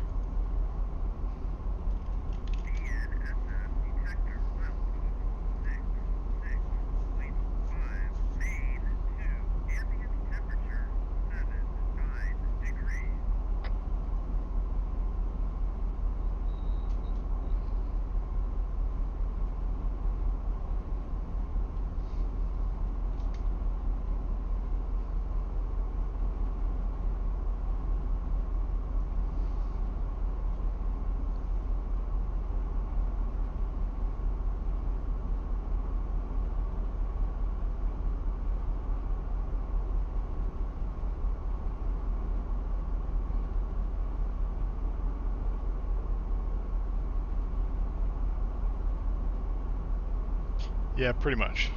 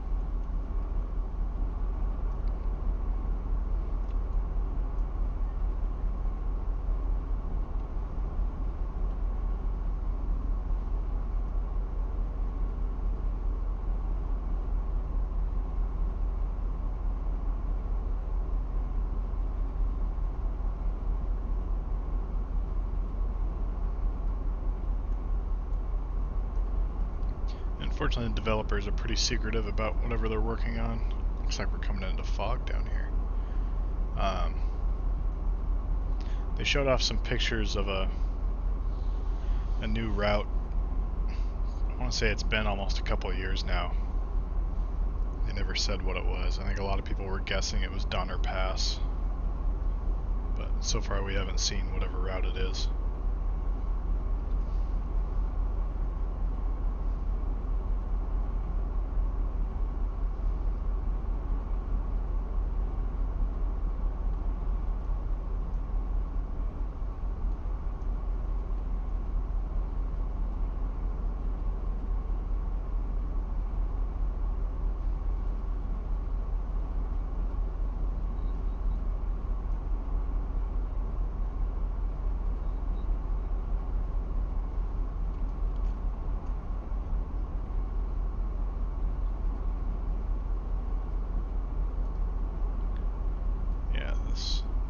That guy that was going into West Colton, he's made it there and he's taken the power off of his train now, so he'll be taking it through the yard up to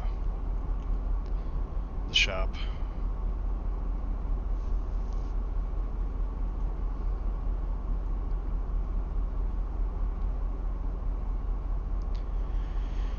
Yes, actually, even though there isn't weather currently, as the season changes, you'll see the ground and stuff change between, you know, kind of brown and then more green to grass.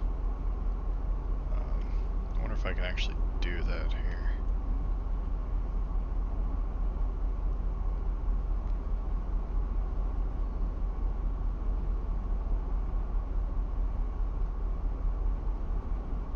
I'm trying to remember where the hell, which setting it was to.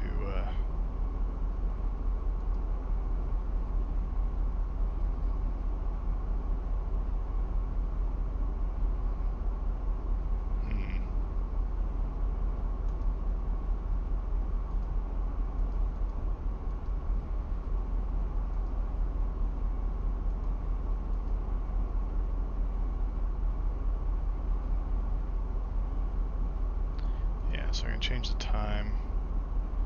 I don't.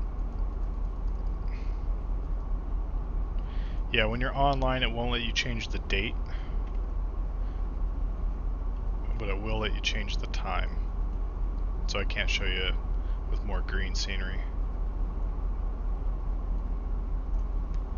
Yeah, if they're doing Donner, I bet they're waiting for weather so they can have snow and such.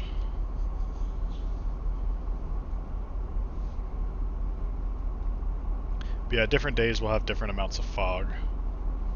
Sometimes it can be kind of annoying. And when you're online, without being able to change the date, you can't do anything about it.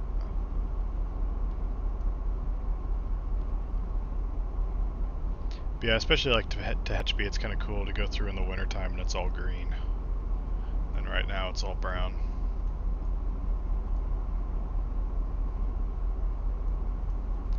Used to be helpers parked here in this pocket.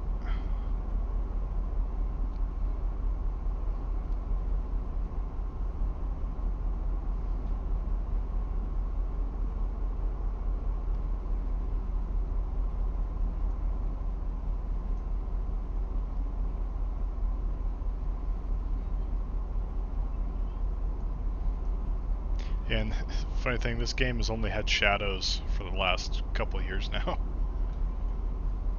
It's only a recent feature. But they're slowly getting there.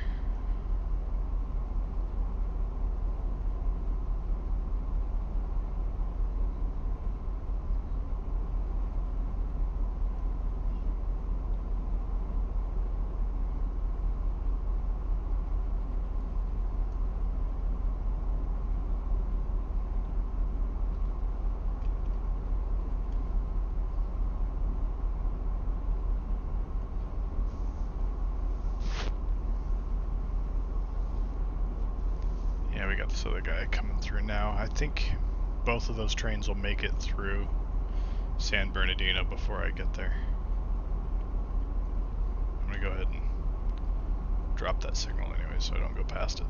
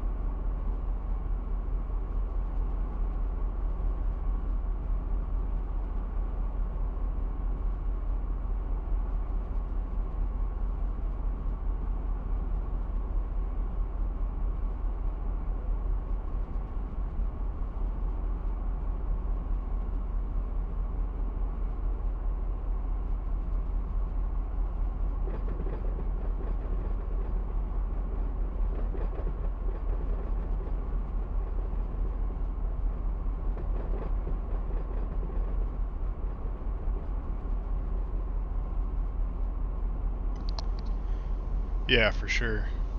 It's all about the train handling and such before anything else.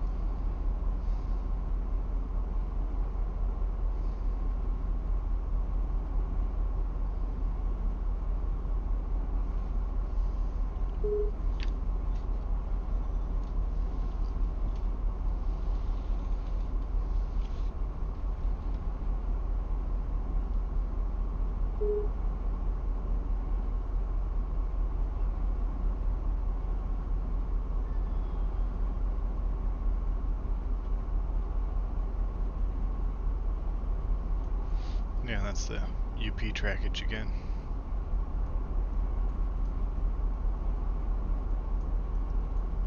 I think the siding coming up is Dyke on the UP.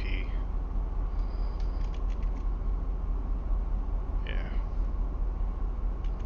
I ran a train last night from Dyke up to Wash.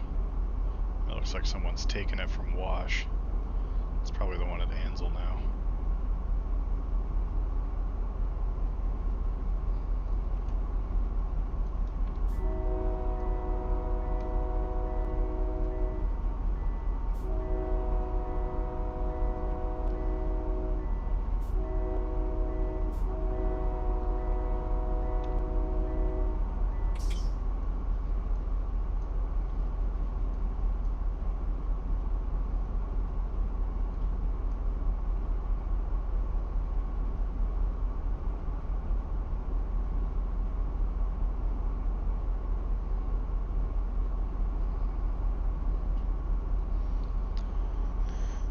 Helper sitting there.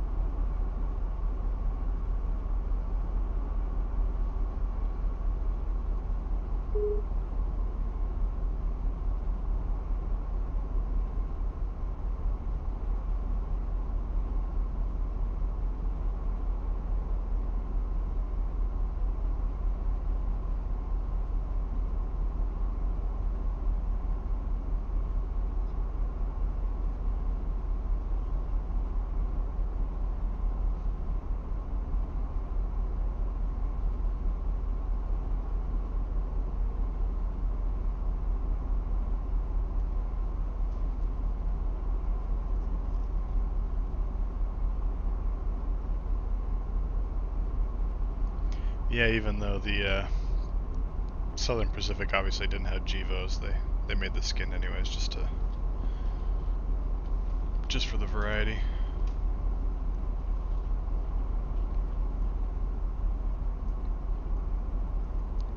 Yeah, this is the Cargill grain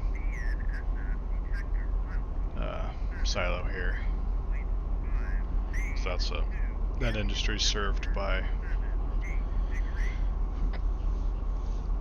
Well, it starts out as a unit train that comes into Barstow, and then some of the cars are sent to San Bernardino. And then they would go on this train here to San Bernardino, and then one of the locals out of San Bernardino switches them out. And then there's a plant switcher that actually does the loading and unloading there.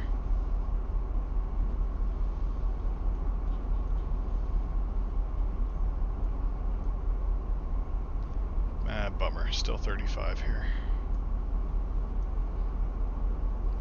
But yeah, this is an interesting place to switch out because it's about a 2% grade. So you definitely want all your air tied in.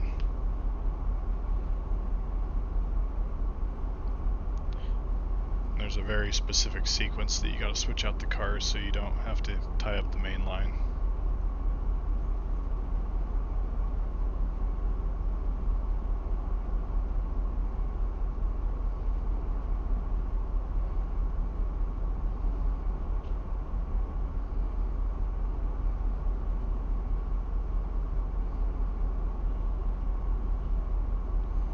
So it's all, they've all been emptied. The green tag means they're empty. Any other color besides green means the car's loaded in some way. It turns from yellow to dark red as the weight of the cars go up. These are the Cargill switchers.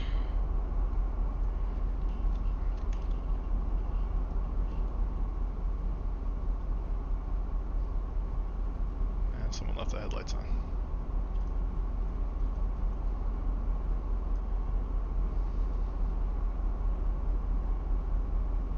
Approach medium.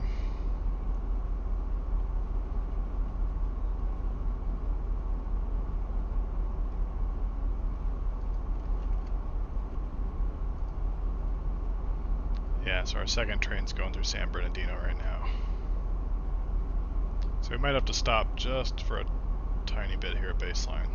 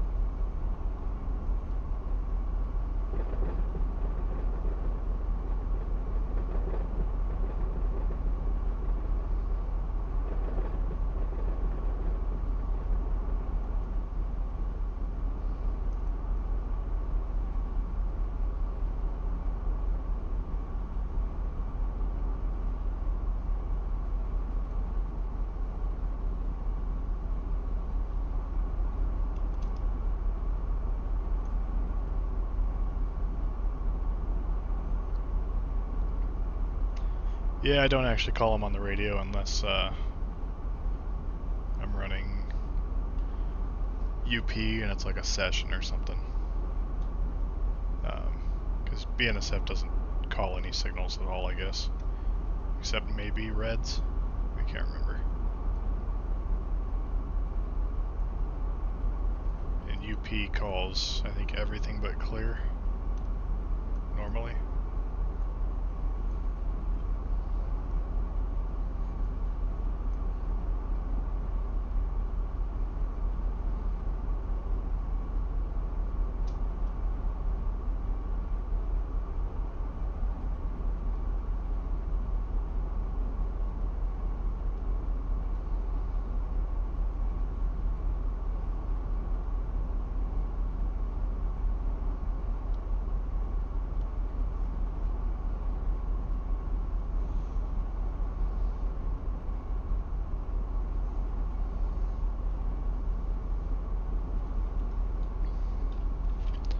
Got more industries over here that served by San Bernardino.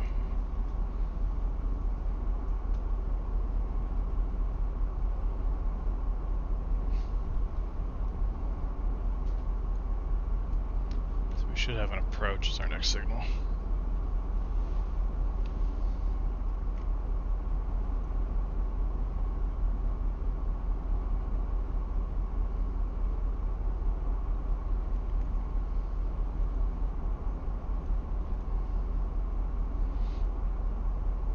There's the train we're meeting.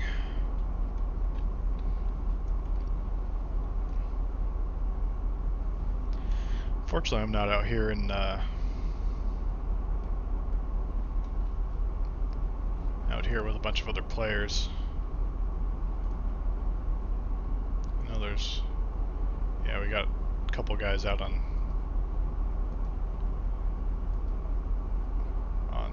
Bakersfield.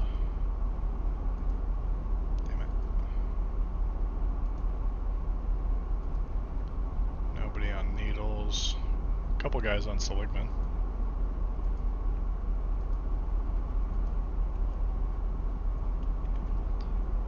What's the other one?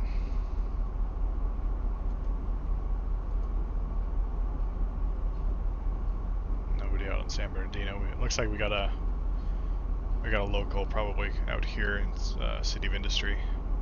The white dot indicates that there's a hand throw switch open on the main.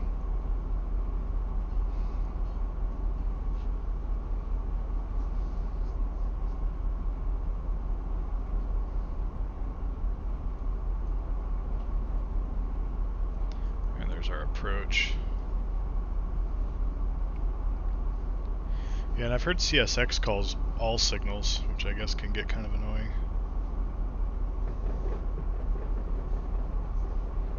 That's actually one of the settings here. You can have the AI call signals. You can have it off, stop only, reasonable, or CSX.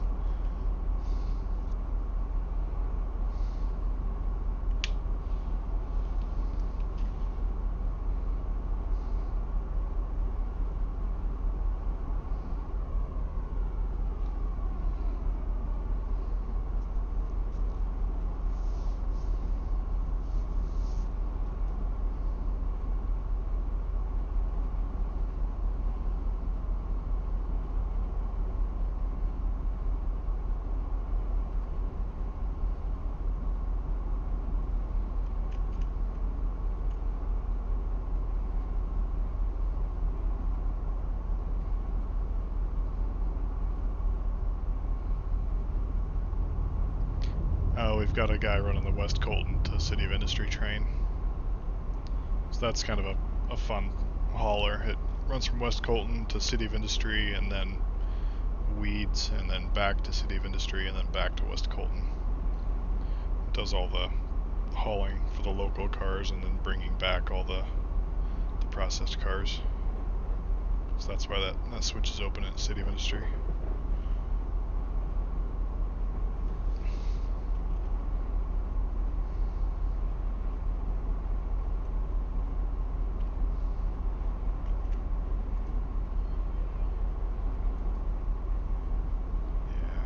Looks like we got a while before the next traffic hits up here. So I'm gonna drop that signal there just to make sure. Yeah, so we've got 2.7 miles to go to our stop signal.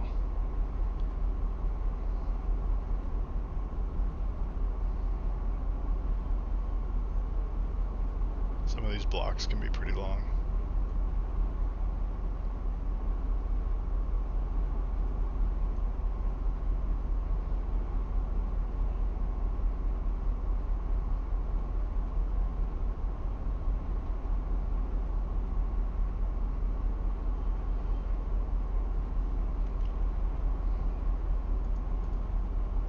Glad I'm not stuck behind that guy. A Z train with only 2.3 HPT.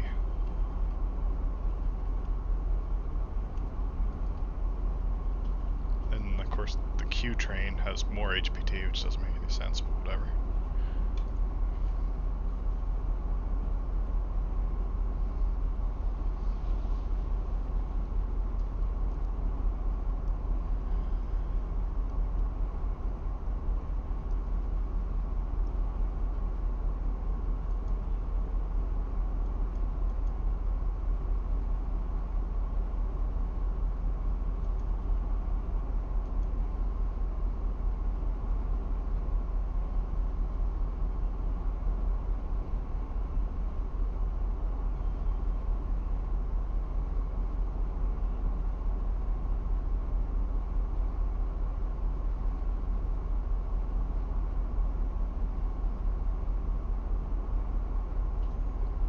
Guess I'll figure out what condition the yard is in when I get down here and how much room I got to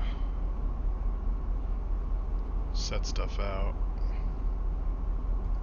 I can take a look at the operations center right here and see how much room I got.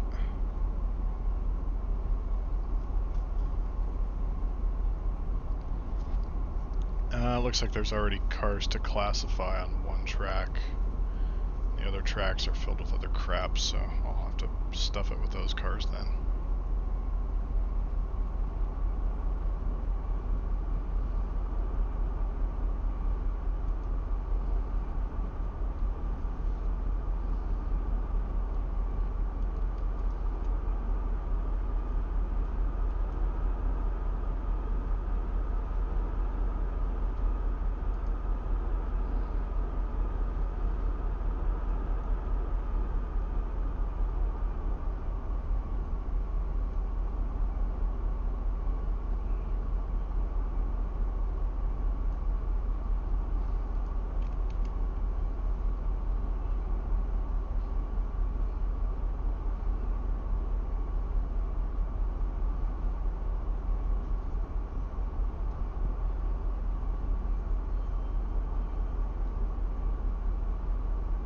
Yeah, this train that's parked here on Main 2, that's probably the LAC bar.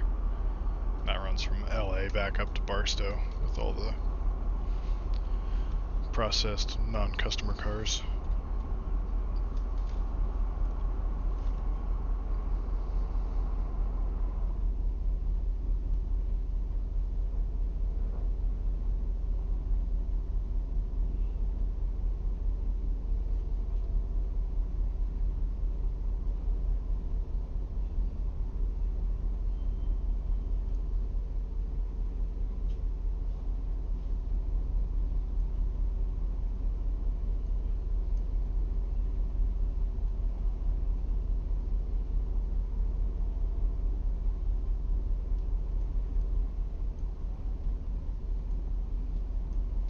Yeah, this scenery here is a little dated with the 2D buildings and trees.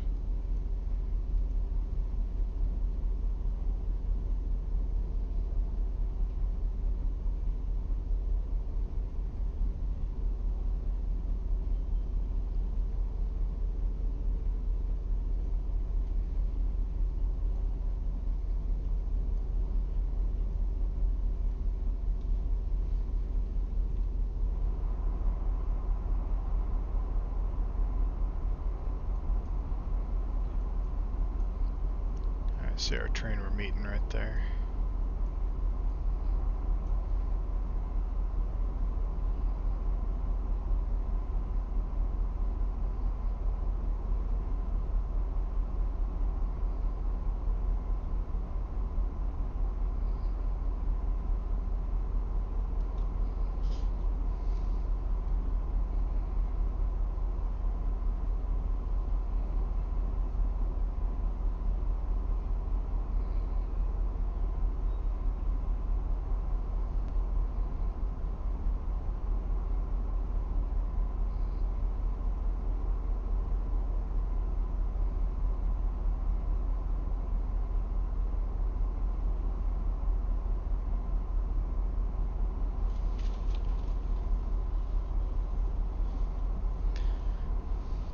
Oh yeah, there's some kind of funny looking people models in this sim too.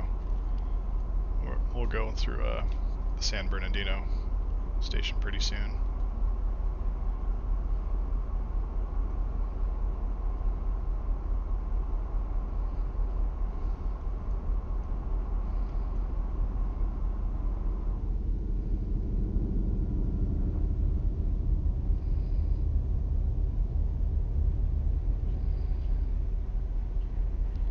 Yeah, you can tell we're leveling out here because now just the air is bringing us to a stop, just about.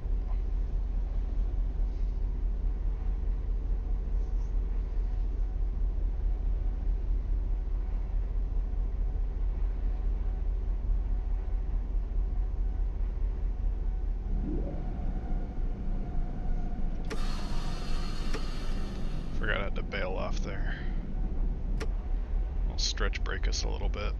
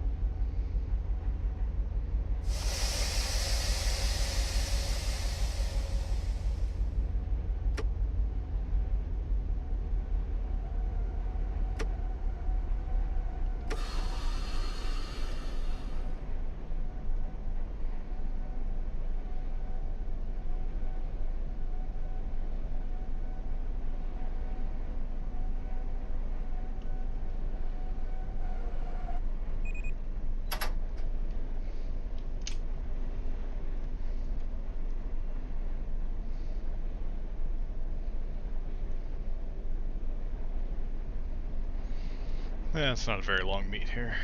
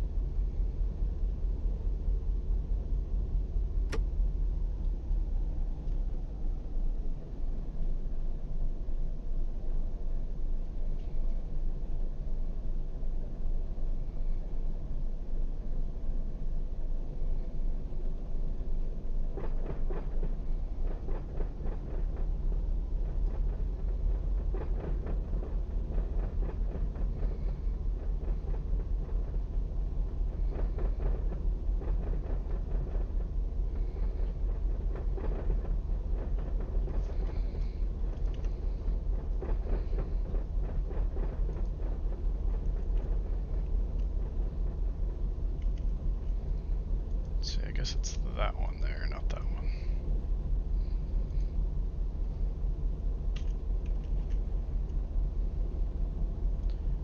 And we're gonna need that switch as well to get all the way back to main 2.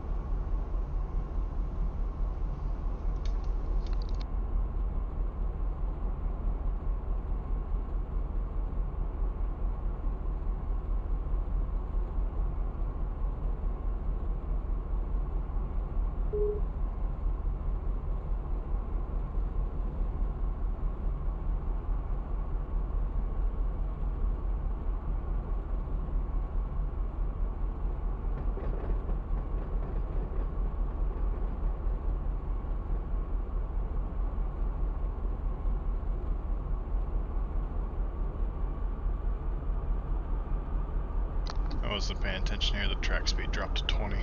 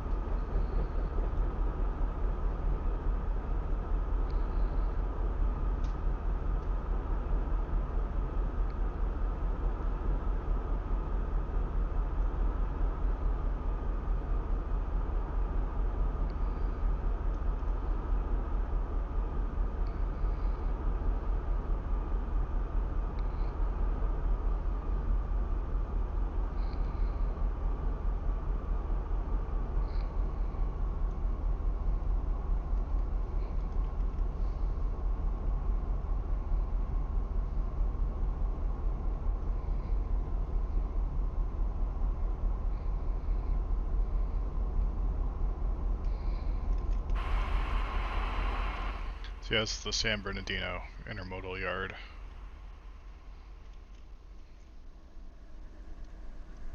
And yeah, this is a lac bar.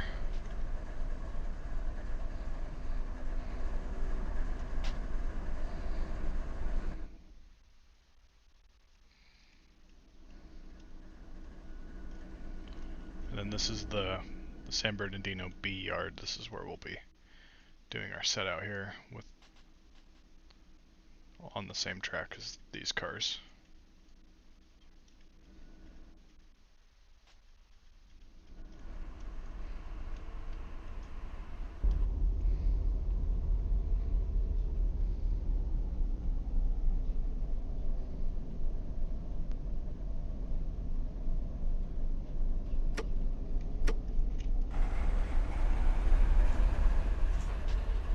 And yeah, these are the Run 8 people. The guy with the coat always looks pretty sad.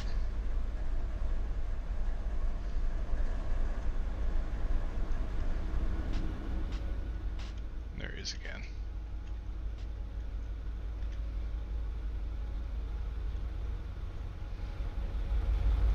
Hobo status.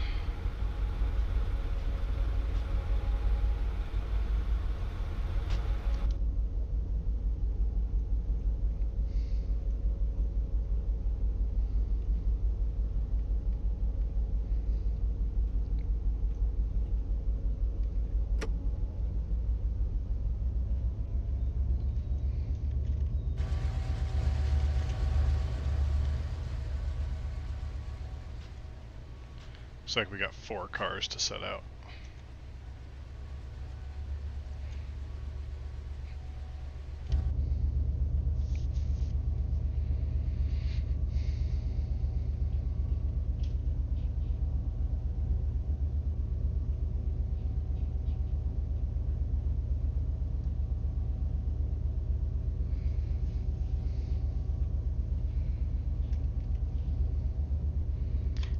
Fix that one there.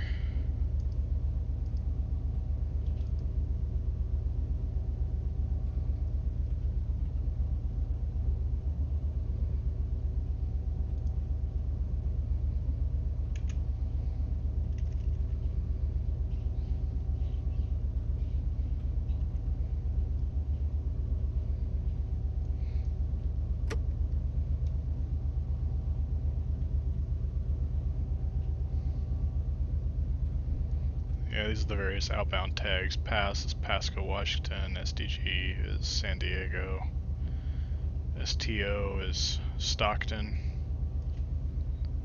Bell is Belen, New Mexico. KCK is Kansas City. Gal is, I want to say Galveston, but it's not Galveston. It's somewhere in Arizona, I think. I'm trying to remember what the hell that was. Anyways.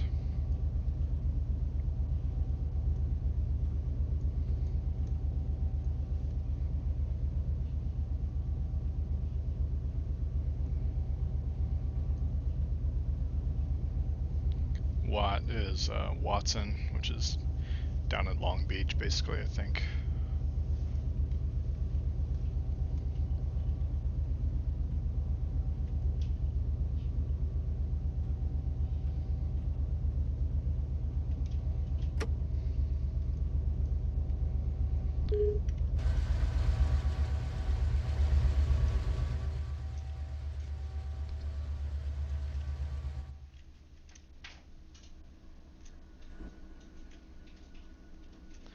And then this is a an auto rack yard for a GM. I'm not sure. There's nothing here right now. I guess we're waiting on an inbound train to unload.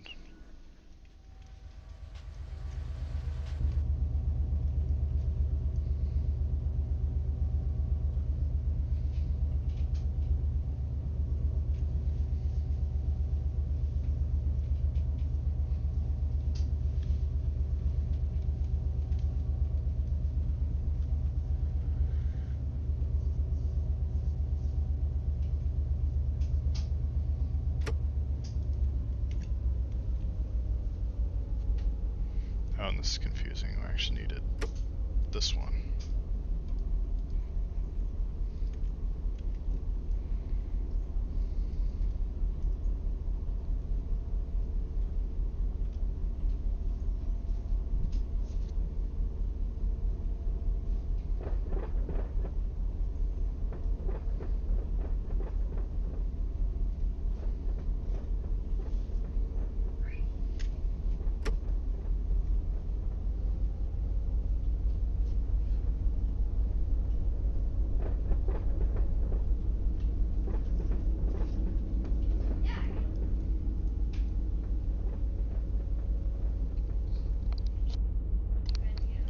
See, I think all these grain cars here, the big string, is all going to Cargill.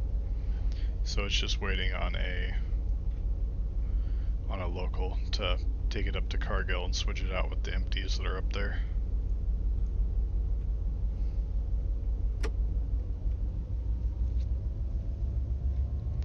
Forgot how it's uphill through this damn yard.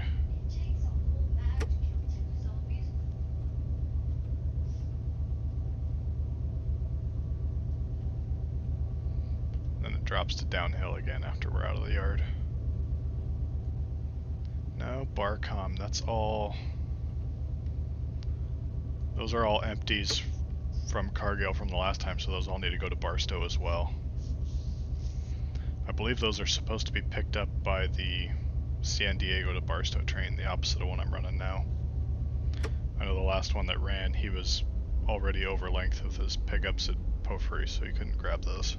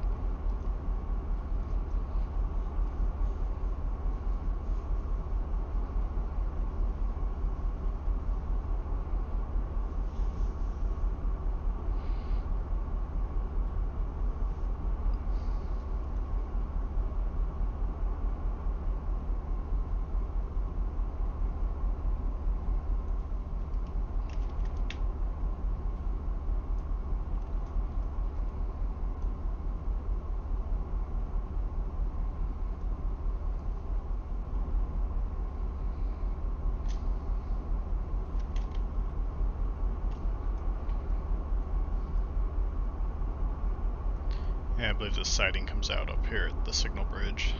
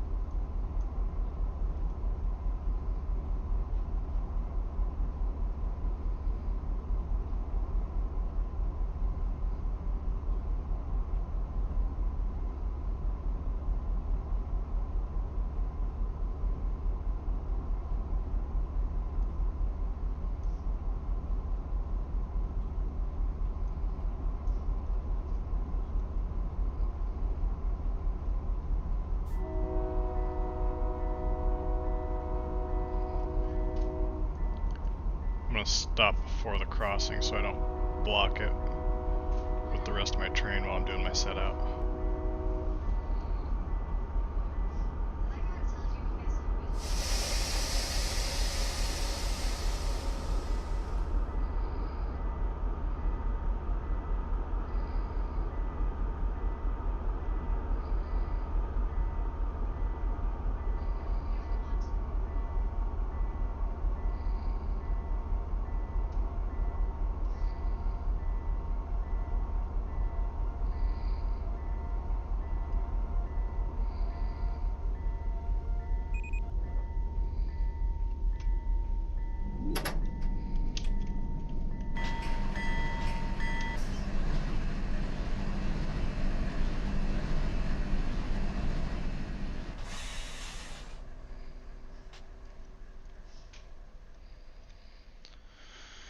Alright, so we're gonna...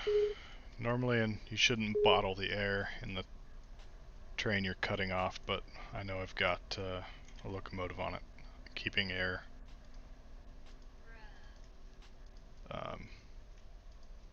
supplied to the train.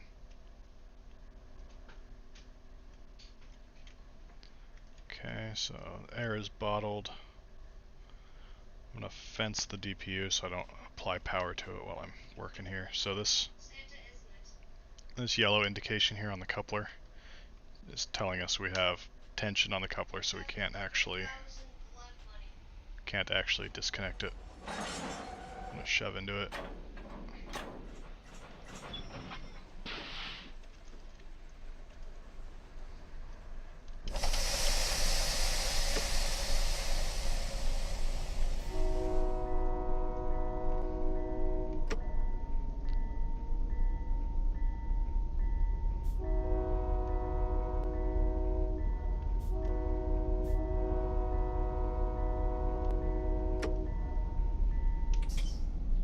And we've got an EOT error since the railroad train's missing.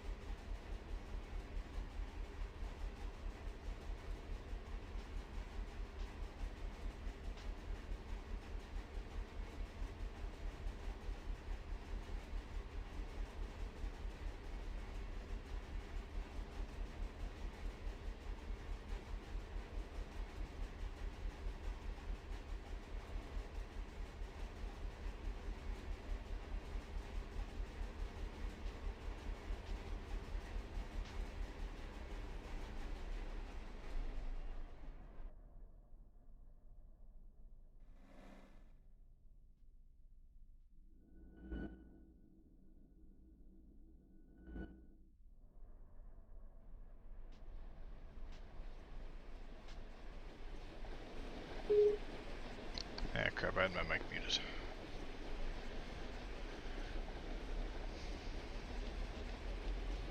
Yeah, the game says the speed limit in all the yards is 15, but the depot allows 20 in the yards. Just allows you to get stuff done a little faster. I've got a long shove here.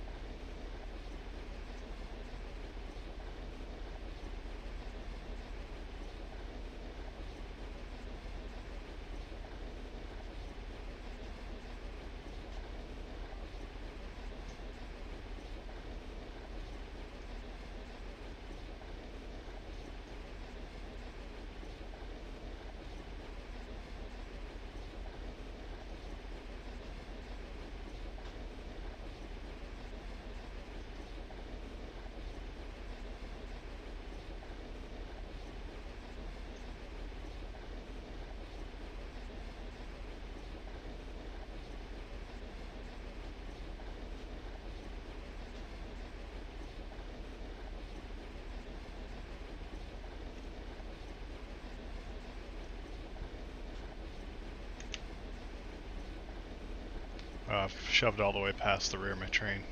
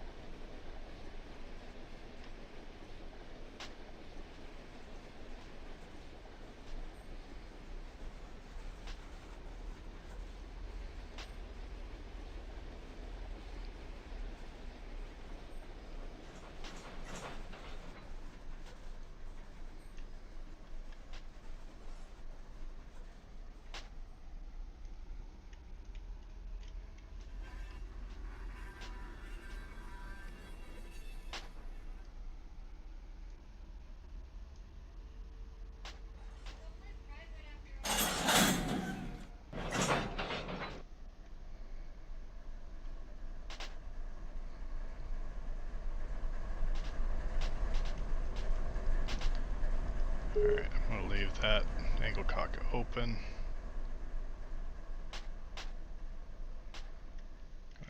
Open this one. Sucks when somebody leaves one closed in the middle of a train.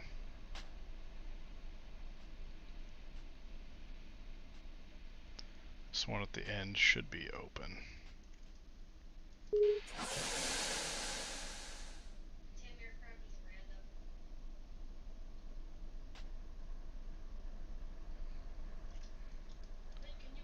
Okay.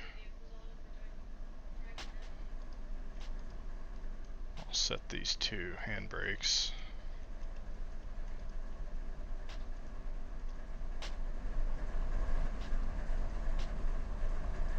Just double check everything.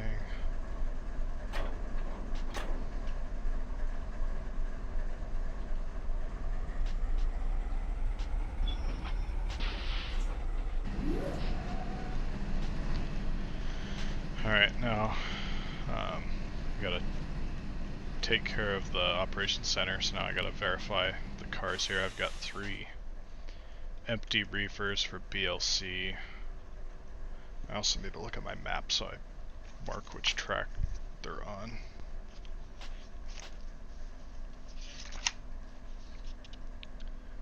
And we're on track 651. So that was BLC, 3 empty reefers, that's correct. And 1 empty pellet car for DWP, that's correct.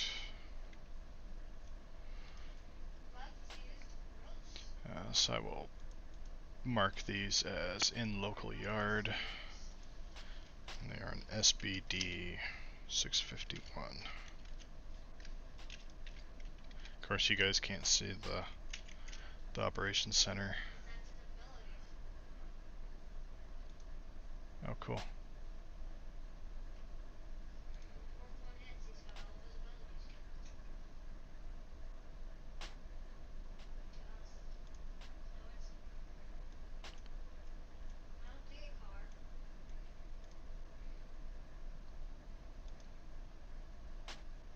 Okay, and I'll go to the yard page itself and double check that the yard is correct for which cars are on the tracks.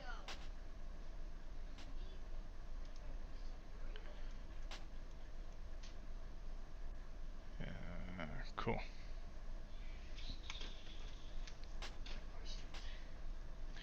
Alright, so that's all I need to do on my end. Now I can head back out and hook up to my train and head to Pofree.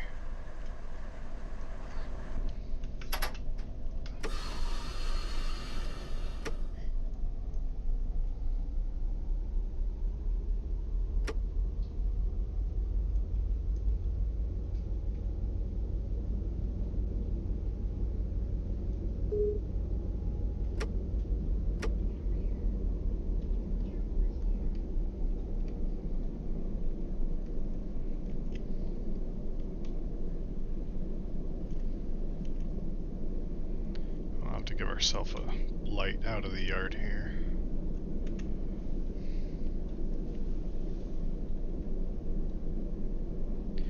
Yeah, no problem, Jay. Thanks for sticking around. I know you kind of wanted to see how the sim worked, so hope that's a good idea. That and the Depot Plus server that I run on.